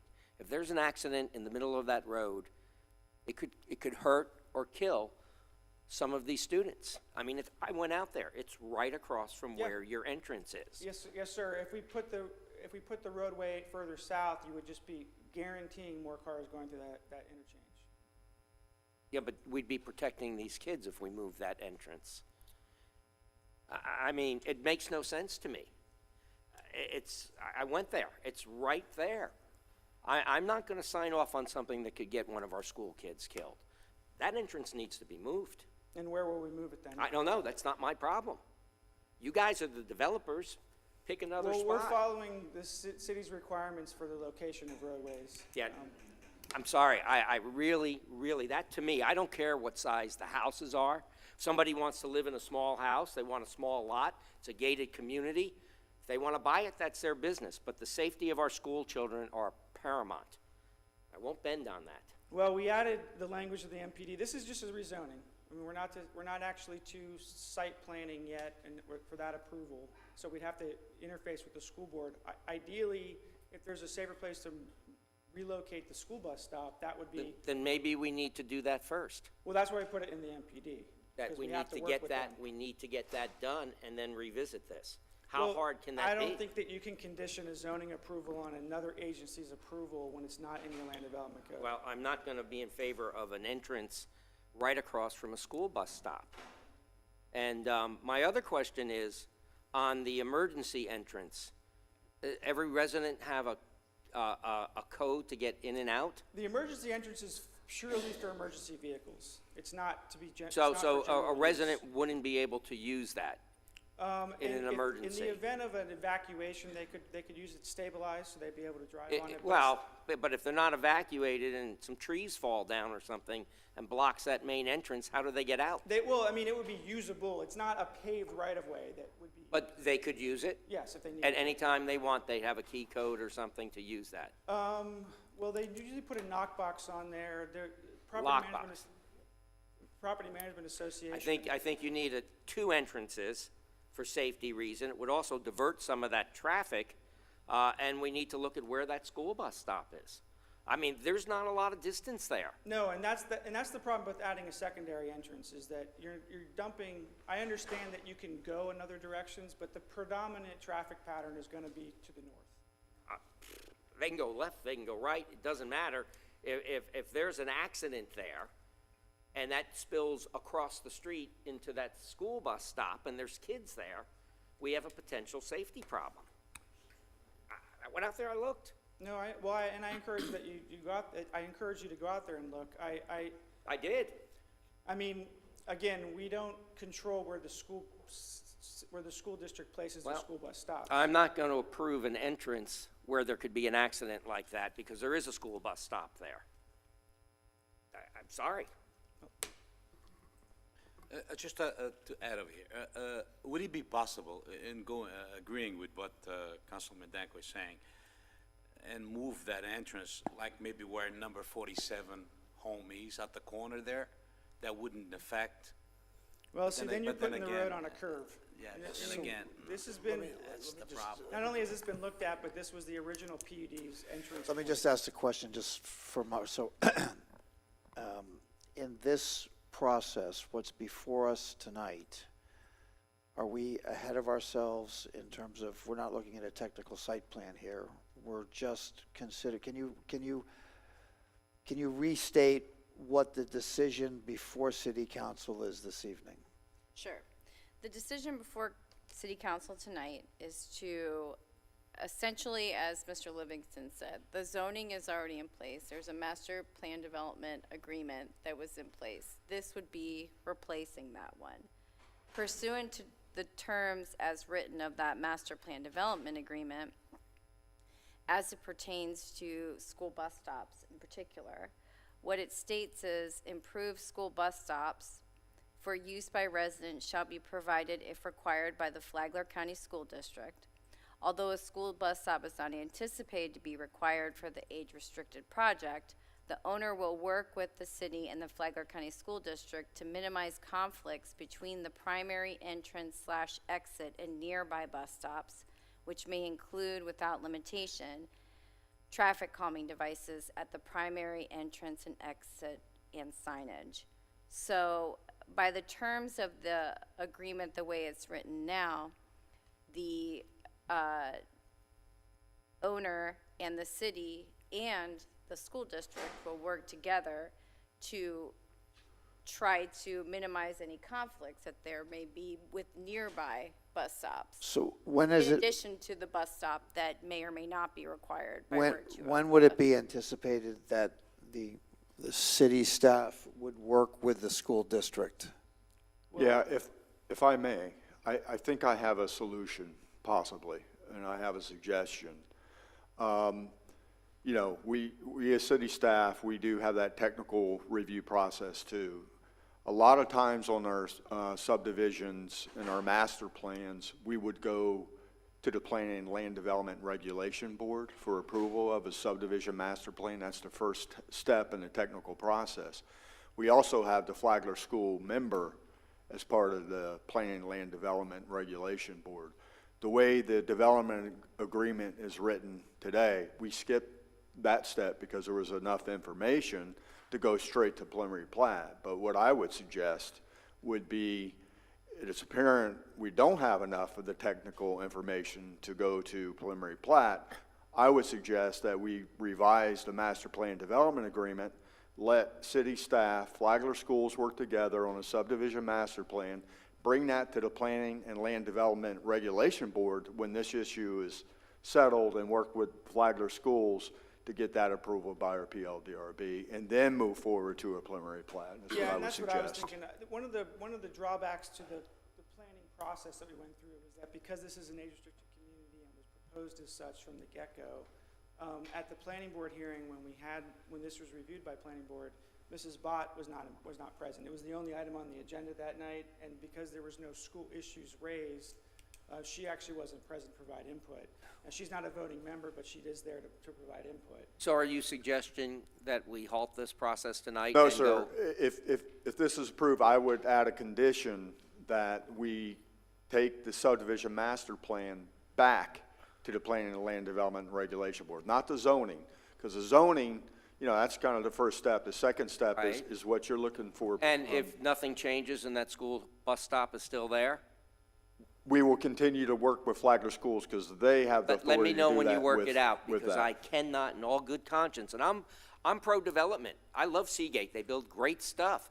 But I'm not going to look back one day and have a bus accident with some cars and some kids hurt and know that I could have prevented it. I can't. I don't agree with Mr. Danko, but I have a question for you.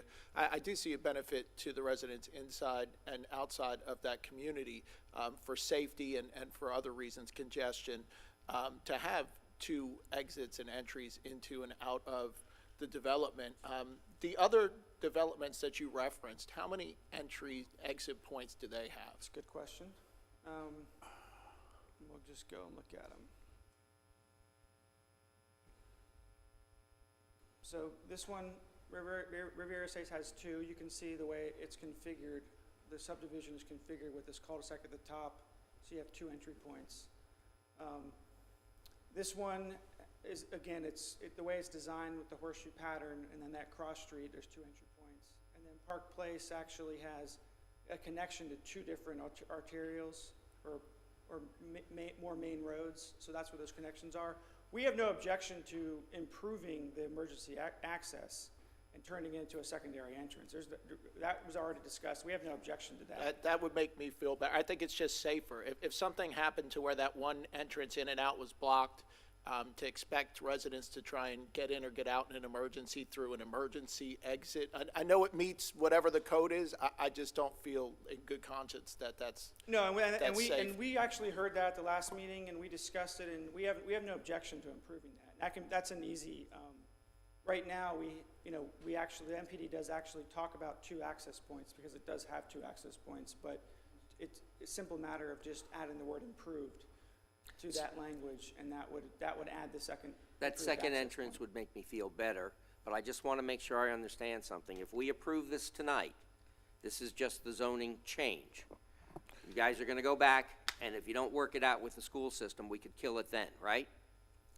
Well, you would have, and I don't want to speak for Mr. Tyner, but the way I first saw it, because we got off on the secondary access, which is a very important issue, but, you know, the preliminary plat was submitted so we could get some review. Because of this additional language we voluntarily added to the MPD, we would have to take a step back because we never cleared that requirement to get with the school board. Ideally, we would find a more ideal location for a school bus stop or implement measures that the school board deems acceptable to minimize those conflicts, which is why I use that language. Well, how would you do that? How would you minimize this conflict without moving the school bus stop or moving the entrance? Well, and that's exactly, I mean, that's why neither you nor I can answer that question because we're not the school district. So minimizing conflicts was used as a way to kind of expand the scope of what the school board could recommend, as opposed to just imposing an option that we liked. So let me ask you a question.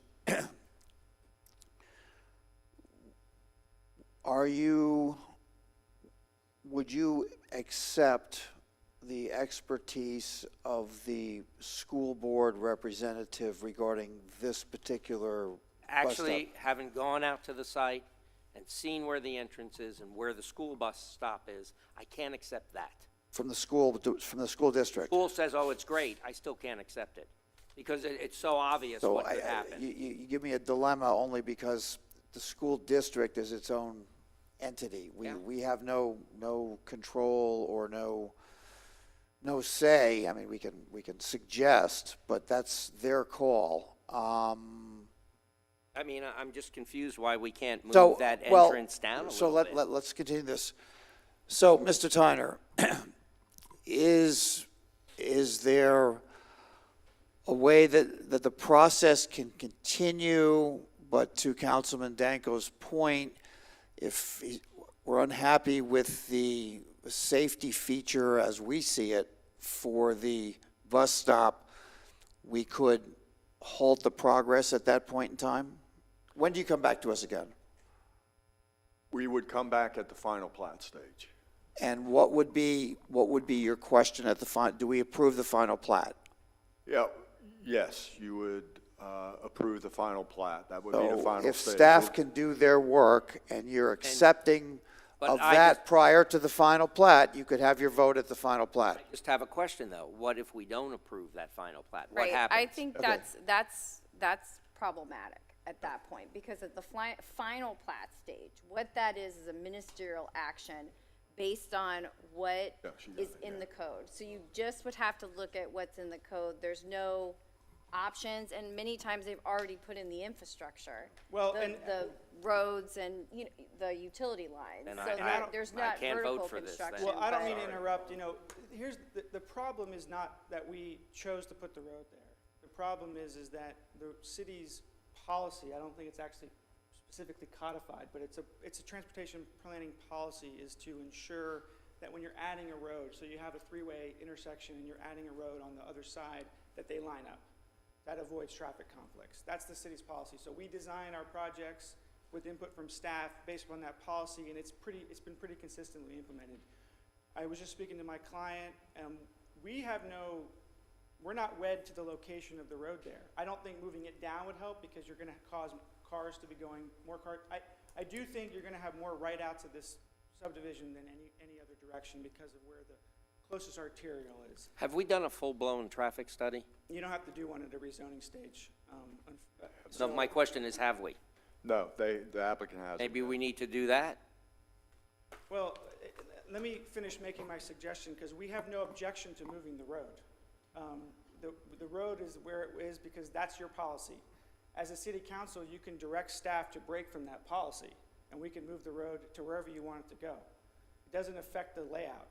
We're just following staff policy that has been implemented on every project they've reviewed since the beginning of the city to ensure that there aren't traffic conflicts. But if there's a concern about the school bus stop, then the road can be moved north or south in whatever location you feel is best.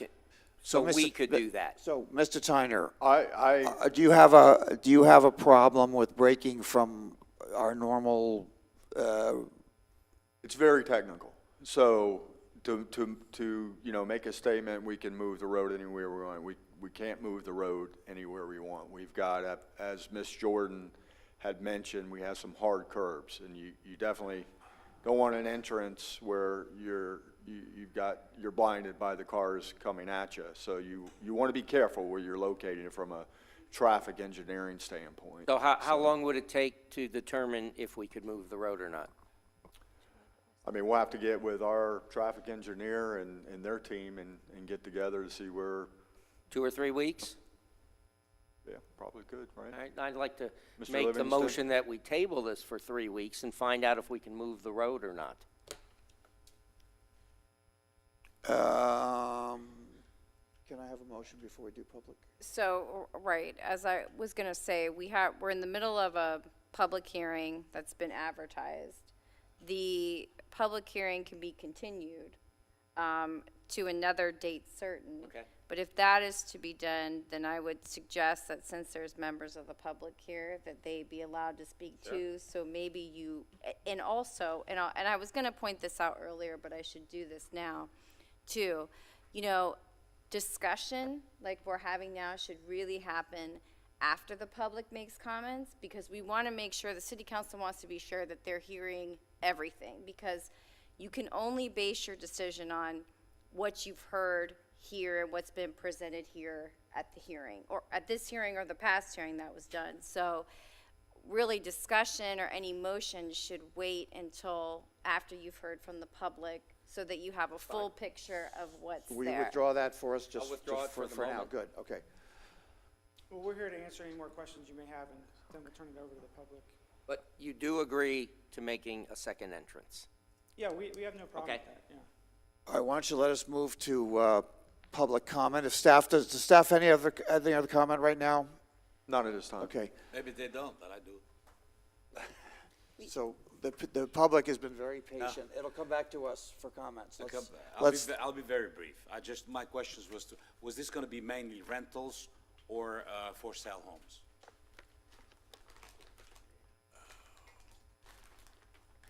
The other projects that Seagate has built that are age restricted, like this one, like Park Place and Matanzas Lakes, are for sale. So it's yeah. I mean, you can't control what Yeah. happens once it's I sold, know. but yes, they're not gonna be rentals, they'll be built for sale. That was one of my main questions. And the other one was just very simple. What prompted you to donate the 5 acres? Well, you know, we were kind of both the city and the developer were put in an awkward position, because we have this settlement agreement that came out of what was some fairly contentious litigation in the early era of the city, and part of that was the donation of the park site. We wanted to make sure, because we were abandoning the settlement agreement PUD plan, that we maintained the spirit of it. So we weren't just throwing it aside. And so we looked for property that we had that was useful to the city, adjacent to an existing park. And that's where we found originally 4.5 acres. We were able to get those 2 more lots added in and get it over 5, or right around 5. The other concern that came up was in terms of your level of service within the city, we were providing 3 times more recreation than was required.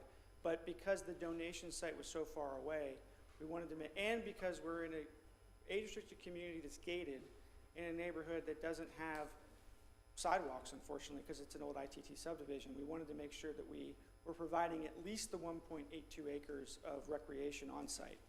So that's why we made the modification. So we added the 2 lots to meet the 5-acre requirement from the original PUD settlement agreement. That was just to maintain the spirit of the agreement.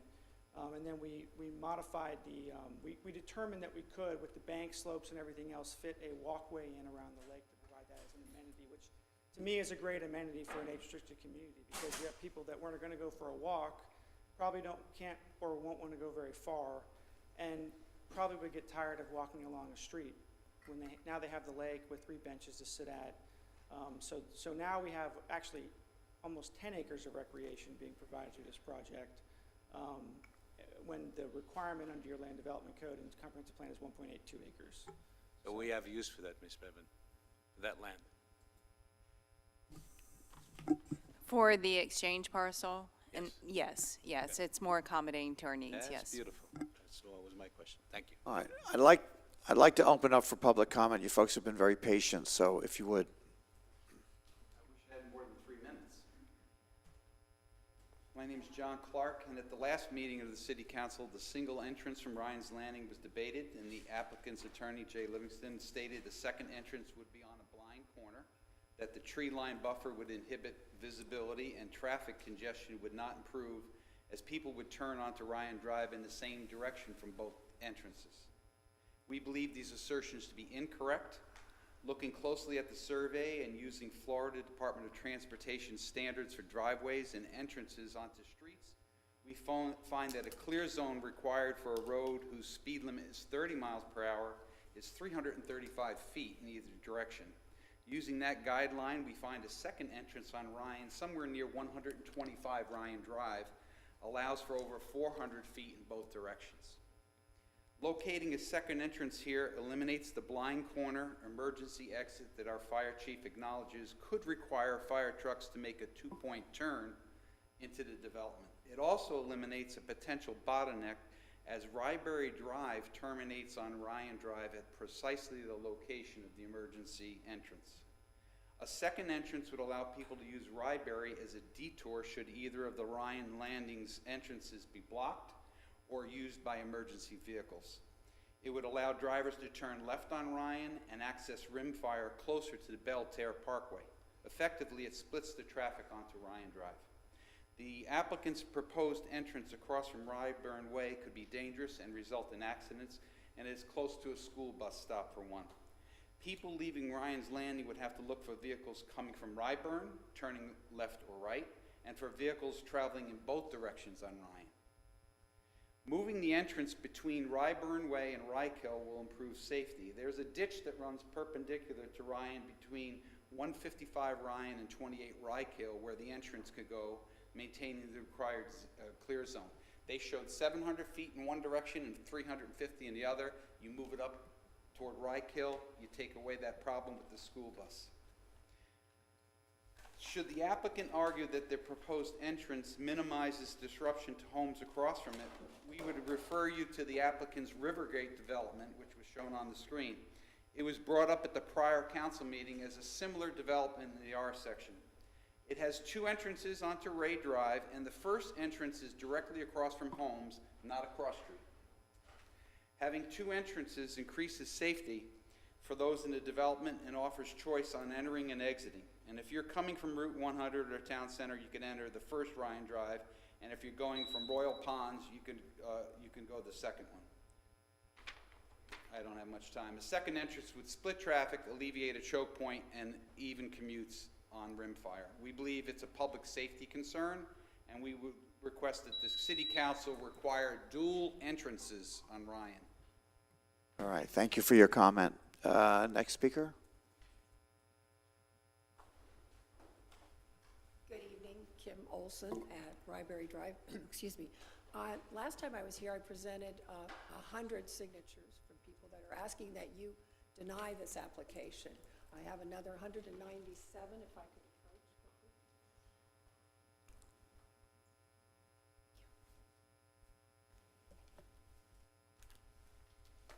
Quite seriously, nobody that I've talked to wants you to rezone anything to make it a denser housing area.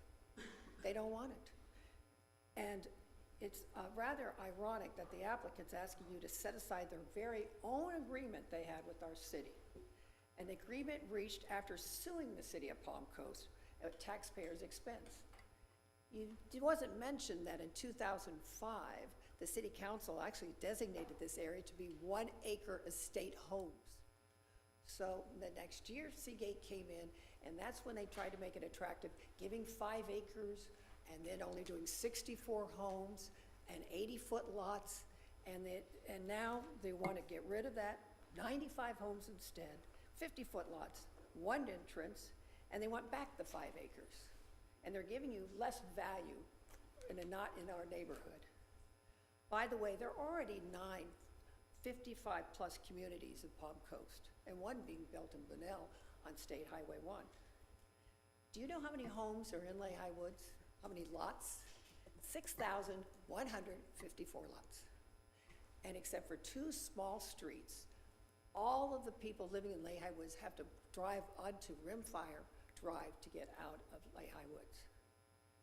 And except for, in addition, there are over 500 current homes where the occupants need to use Ryan Drive West, because it's a horseshoe, the Ryan Drive we're talking about, to get onto Rimfire Drive. Already 500 homes. And that's not including the other 100 lots that haven't been built yet. So that's another important point. Now, this number will increase, obviously, when those homes are built. At this time, 95 more homes that they're proposing is going to increase the traffic 20%, 95 to 400 homes in comparison. And I don't know if any of you have driven on Belterre driving north, but you now are seeing cars several times a day blocking the fast lane, waiting to be able to turn left to get onto Rimfire Drive. And that's not going to improve by putting more homes there. Now, 2 to 3 years from now, you're not going to remember this hearing, perhaps, or even how you voted. And they're going to build more and more homes around, and they're going to forget this too. But we're going to be living there, and we're going to have to live daily with your decision. You just stick with what you already had. Deny this application. Thank you for your comment. Next speaker, please.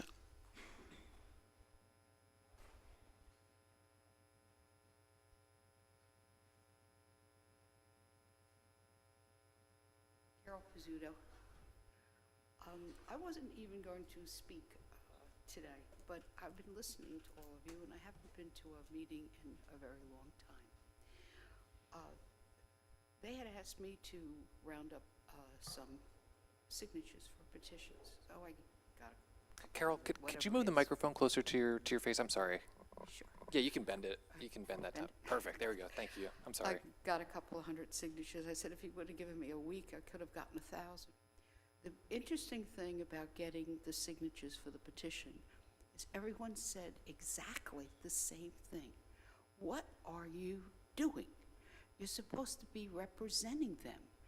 Are you guys out of touch, or what exactly is happening? Nobody but nobody that I spoke to, they didn't hesitate for 1 second to sign that petition. And listening tonight about all these different other things that are going on, please try to understand you're representing the majority of people who they don't mind having homes built, but the density and what's going on, they resent. And they're really, honestly upset about it. I mean, my family has been here since the late 60s. We watched them dig the canals. I mean, it's crazy. My father did a lot of stuff for ITT. And at one meeting a long time ago, he was telling them they have to make the lots bigger than 50 foot. And the one person said to him, why? And he said, why? He says, you know, when people have, in the future, they'll have 3 and 4 cars for the garage, in the driveway. And the person, he was a county guy at that time, not city commissioners, said, are you kidding, Joe? Nobody is going to have more than 2 cars. Well, obviously, if you've checked out some of the driveways these days, you'll see how many cars they have. You need to stay in touch with your constituents, the people who vote for you and believe in you. That's what I'm up here to tell you. They're against this density building. They don't want 50-foot lots at all, ever, anymore, anywhere. Please try to understand that and listen up a little more careful about what's happening and what's not happening, because they all ask me, well, what are they doing about this? They can't do that. I said, well, maybe you'll have to tell them in writing next election. Please pay attention to the people that put you where you are. Thank you. Thank you for your comment. Are there any other speakers that would like to? Yes, sir. Mayor, City Council, I'd just like to Please, confirm. I please, would just like to confirm. please what these, identify yourself just for the record. I'm sorry, Al Pontorno. Thanks. Palm Coast resident for 20 years. I'd like to confirm what these two ladies said, these two residents of Palm Coast, the amount of building, the quality of life for the tenants. I keep saying we're gonna reduce the lots. There was, in order to build, I believe it was 10,000 square feet to put a residence on in Palm Coast. Why is it not increasing? We never have a discussion on making the lots larger. We're gonna make them smaller for more people. And how does Seagate get away? Because they wanna put more houses. They just say, okay, we're gonna make a rezoning request to have 6,000 square foot lots to put houses on. Where does it end? 5,000 square feet? 4,000 square feet? And where does the housing, talk about urban sprawl and quality of life? We're not going in that direction. We're not even heading in that, we're not even looking in that direction. The direction I see is worse. The quality of life is getting worse. The burden on the public utilities. And I'm not the only one who feels this way. Many of my friends, and I'm sorry they couldn't come tonight. These two fine residents of Palm Coast feel the same way. And they also said their friends feel the same way. Do these decisions not affect you too? The additional traffic, the additional pollution, the additional burden on the utilities? Does it not affect you also? Wouldn't you like the quality of life for your children and your grandchildren to be at least what the quality of life is for us? Fresh air, sunshine, lots with a little greenery. If we pave over everything, I could have stayed in New York, man. There would be no desire to come here.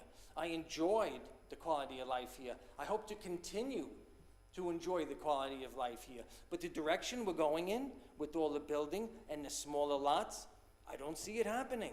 I'm not optimistic. My wife, my kids, what do they have to look forward to? Smaller lots and more traffic and more population? And with that, all the problems associated with it. And it affects you too. You live in Palm Coast. I'm not the only one. So thank you for listening to me, and please take that into consideration, because I'm not the only one who thinks this way. There are many, many people, and if you go out in the community and speak to these people, they'll tell you exactly what I'm saying. Thank you. Thank you for your comment. Thank you. Are there any other members of the public that would like to speak to City Council at this time?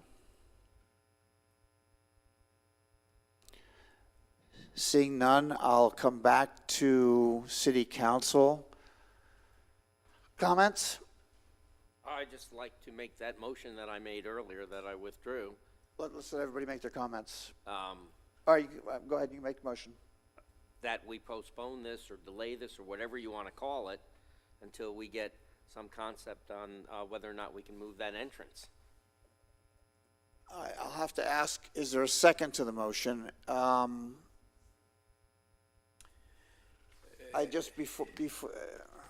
Is there a second to the motion, understanding that the school district is a separate and independent organization? It's a, if you will, a municipality unto its own.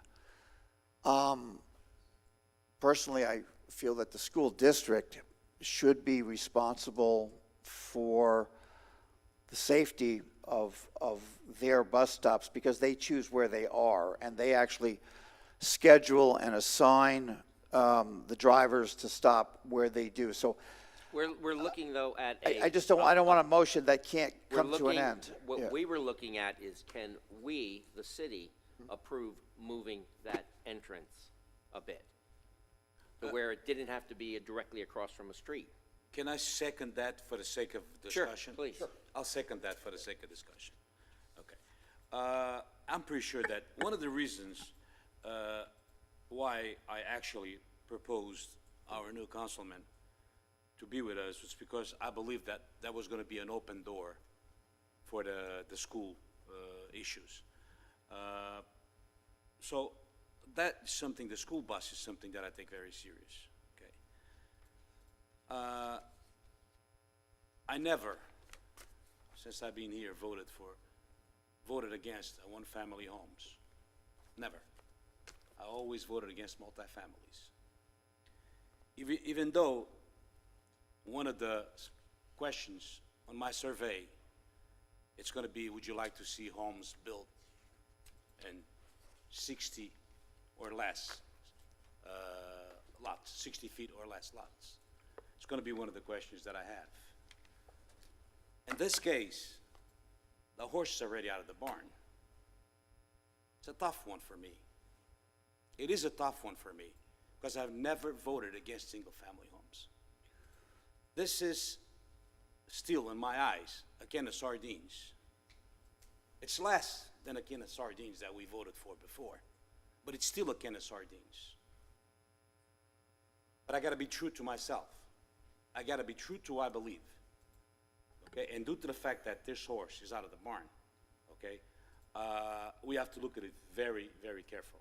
And with that, I'll withdraw my motion, my second on that motion. Okay. Is there a second to the motion on the floor at this time? So the motion fails. Now I'll ask for another motion on the, Mr. Tyner, what is your request from staff? I think going back for the subdivision master plan to our Planning and Land Development Regulation Board, that's a technical exercise. We have a member of Flagler Schools that's also participating as part of that. That would also give the applicant, our engineers, time to refine the details, get a little bit more details, get the studies done, and get to the planning board and get their recommendation on that project. So is that the recommendation from staff? That would be your recommendation. Is that your recommendation from staff? That would be for my us to consider? recommendation to get us a little bit closer on the details. It gives us time to analyze.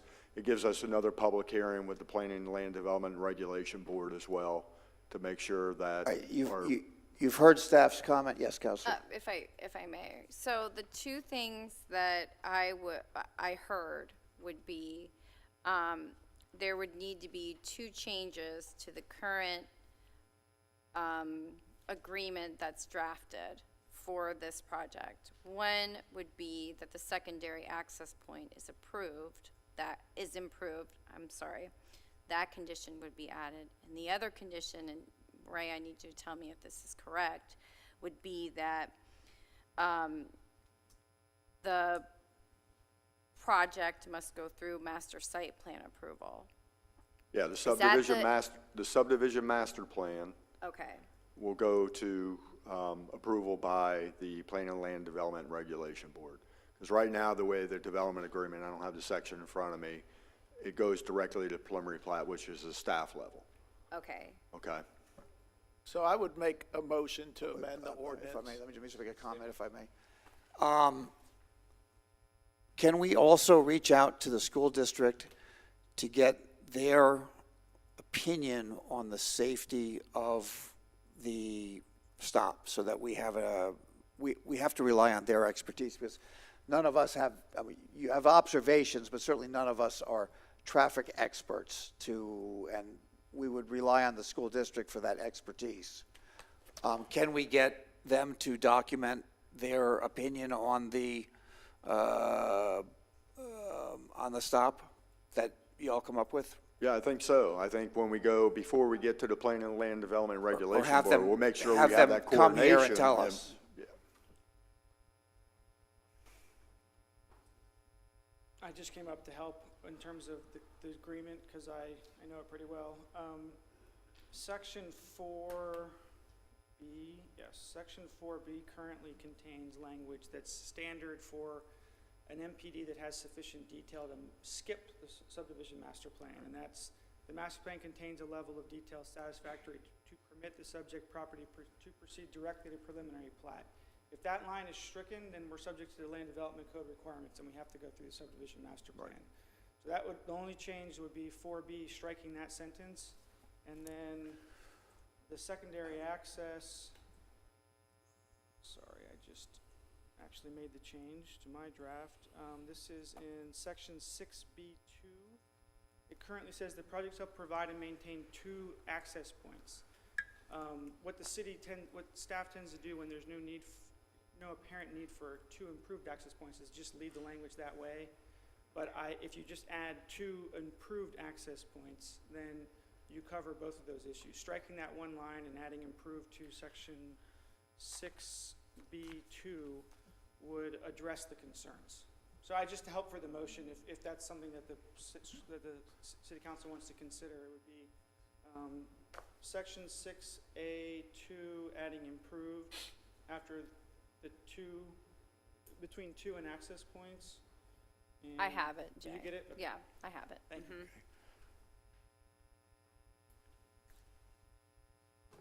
I'm looking for a motion now. So I'll that make a would- motion to amend the ordinance to include two improved access points and to also look at the placement of those access points in the development. Yeah, when are we gonna look at those? Well, is that the correct motion or no? So, That's not. well, I mean, that can be the correct motion, but I need to understand specifically, what I suggested and what, based on what was heard, was that there be two improved access points, so yes. The second one would be if you strike the sentence that Mr. Livingston referenced, that requires the master site plan to go back, get more specificity.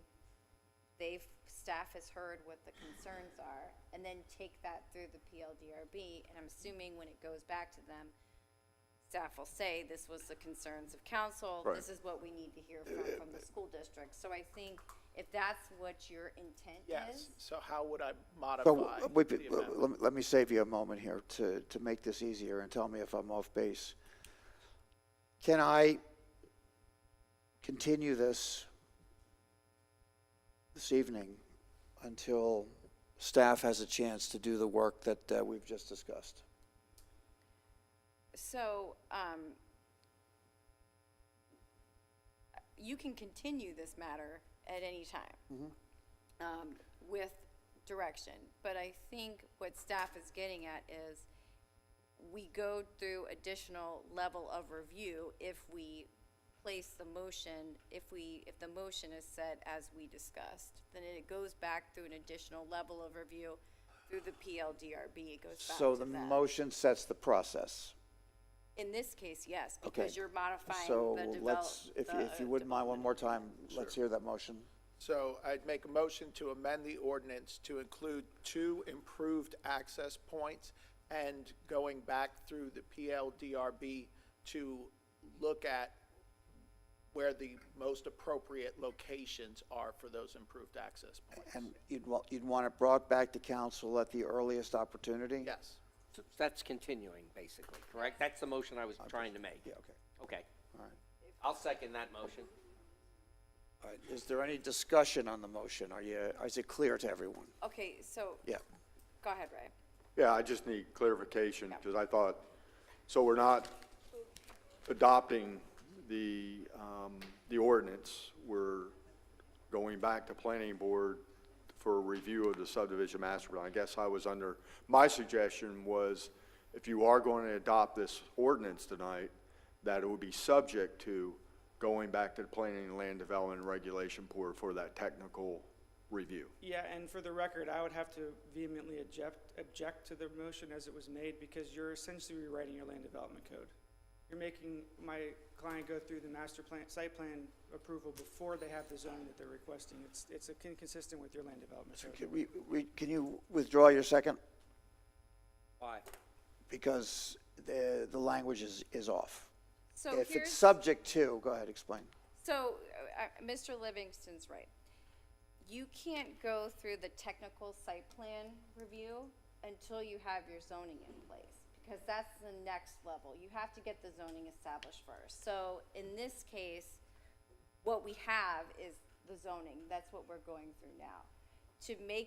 And if you were to proceed the way it is now and approve it, you would take, the plat would just move forward. You would approve as is, and it would move forward and go through the process, and you wouldn't see it again, as we discussed, till final plat, which is, at that point, there's not much you can do. What the suggestion was from staff was to modify this and say, okay, yes, essentially you have the rezoning.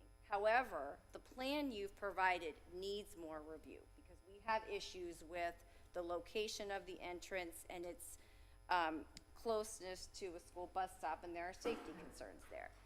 That will then, if we make the change to the agreement, they will have the zoning, but it will require the step to take the master subdivision plan back to the PLDRB and get that coordination with the school district and have them look over to, again, and consider those concerns with more transportation and specific information. And so what happens if that comes back to us and we're not happy with it? It won't come back to you. Under this process, it would just go to the PLDRB. It would not come back to you. It would not come back to us? That's correct. So we wouldn't have a say, a final say? That's correct. Oh, In the- I in withdraw the- my motion with then. your second. Your second. My second Okay. Second, on that okay. because it's got to come back to us. Well, final plat has to be approved by city council. That's right, it does. But we don't want, I mean, I don't want to put the city council in a position where the final plat approval, where you already have in your infrastructure, your road, the road's already there, unless you bond it. Then you come back for final plat approval, and if the city council doesn't agree with the location of the road, a denial there is, No, I just wanted to make sure they that. can't deny it, that, No, I understand, I just want to make Really? sure it's clear that city council does get that one last review. Right.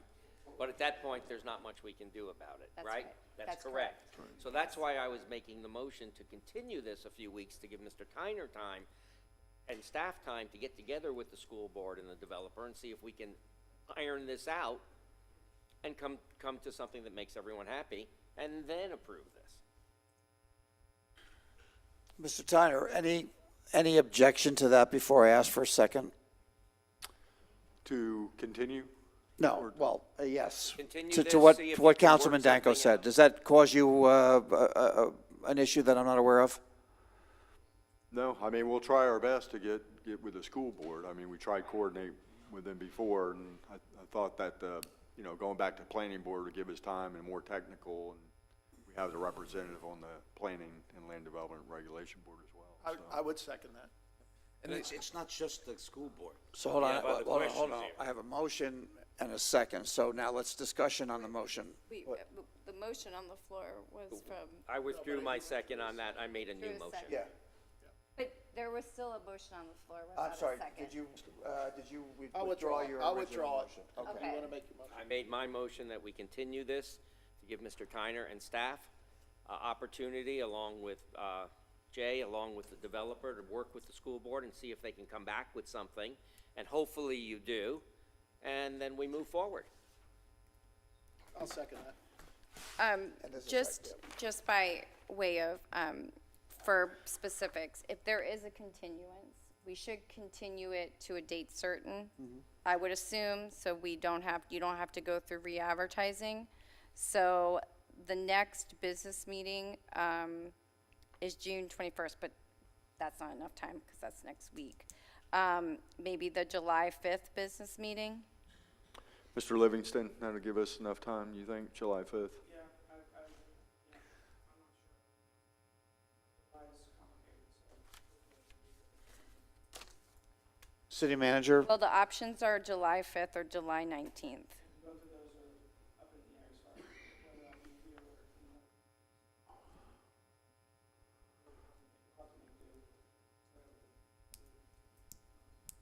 Do you have a, I mean, it's impossible for me to pin that down at this point. staff, do you have a suggestion as to the date certain? Do you No, wanna- I do you think wanna make a date certain, working one or the together with other? the applicant, we'll just, Can't do that. You Yeah, have to do pick that. one. You have to only have one? Yes. Okay. So let's go to August. Well, Mid-November. The August is the next August meeting is the August 2nd business meeting. Nasa, we can always, I mean, let's, I mean, If we we can prefer just July. continue it, we don't have to do a date certain, then you just Right, need to, we you'll have continue to it again, re-advertise. and we'll continue So to- Well, that's yeah, fine. okay. Okay, I was just offering that up. Desa, could the applicant agree to move that entrance north? And then if they agreed to move it north of where it's currently located, I don't think they can. I can't make that opinion. That's a staff, as Ray said, these are very technical things that especially have if to be there's a considered, second so- entrance, you would probably want to spread the distance out. Yeah, you've raised a very technical point. I just want you to tread carefully here. Let me say it again. None of us here are traffic or safety experts, so you raise a good point. I think it needs to be considered carefully and correctly. We have city staff, which has expertise. I think we should rely on them to help us get, to a finish line here. So we have a motion, we have a second, we've extended dates, which are difficult. Are you willing to move to August? Does that help you at I all? think it would be just a date uncertain we would re-advertise. The other problem is that Yeah. I'm Okay. not sure That's fine, we can do it. who can decide. If the school board has to actually have a meeting on the question, then they have to have their own meeting, and I don't know when those are scheduled. So a date, You can pick a date. The motion on the floor is we'll, fine we'll, for we'll just a we'll continuation. re-advertise, We just okay. repost Yeah, the yeah, signs and okay. re-advertise, Yeah. right? So have a motion, have a second, any additional discussion at this point? That the school bus is not the only problem we had. It was other things, and you pulled it out. You pulled it right. It's the other entrance. Okay. They've It's- agreed to it. Okay, it's the Yeah, thing. So it's both. more than just one thing. Yes, So sir. Okay. My concerns would be the precedent that we're setting, necessarily relying on other governmental bodies to be working in conjunction with our developers for decisions that may not necessarily align with what our expected optimal outcome could be.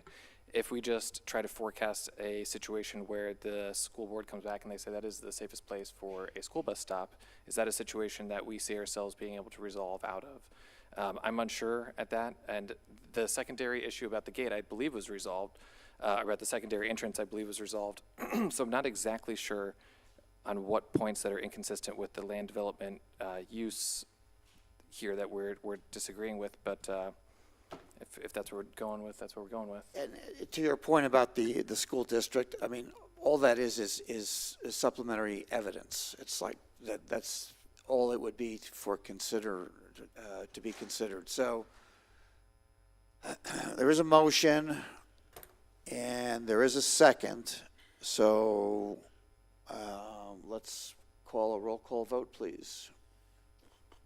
Vice Mayor Branquinho?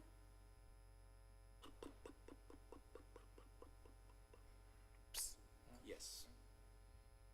Councilmember Danko? Yes. Councilmember Finelli? Yes. Councilmember Clufus? No. Mayor Alphen? No. Motion passes 3-2.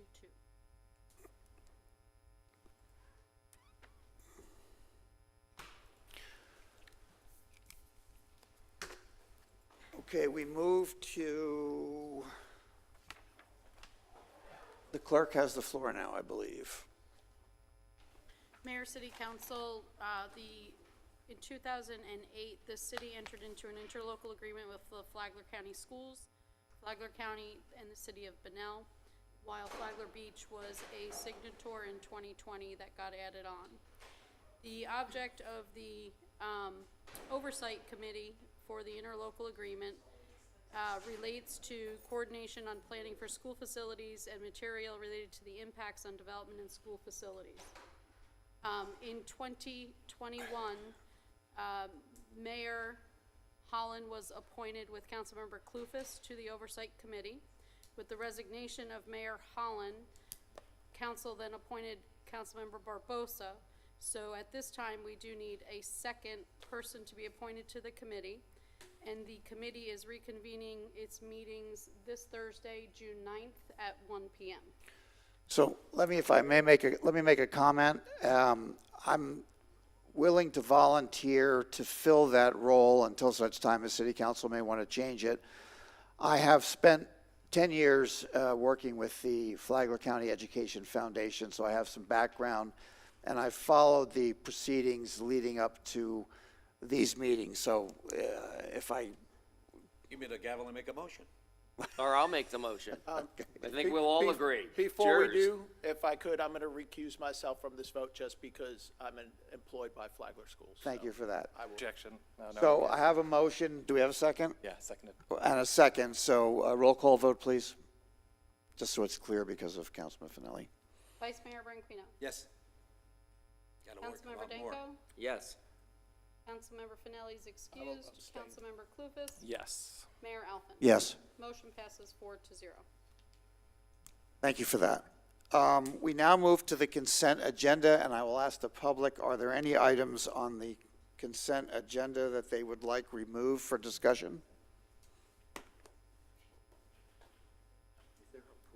I should have asked City Council first. Any Any, The only thing I have is move to approve the consent agenda. I have a motion Seconded. and a second.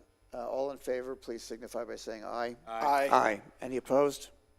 Clerk has the vote. Motion passes 5-0. We now move to final public participation this evening, so I welcome anyone that would like to comment on any item that was not previously discussed on the agenda tonight. Seeing none, I will close public comment, and I will open for discussion by City Council. Any final comments? Yeah, I'd like to make a motion, well, actually a consent item that we all wish John here a very happy birthday. He has been here, he's been here since 6 o'clock. He's not out celebrating. So on behalf of this council, Mr. Mayor, I would like you to.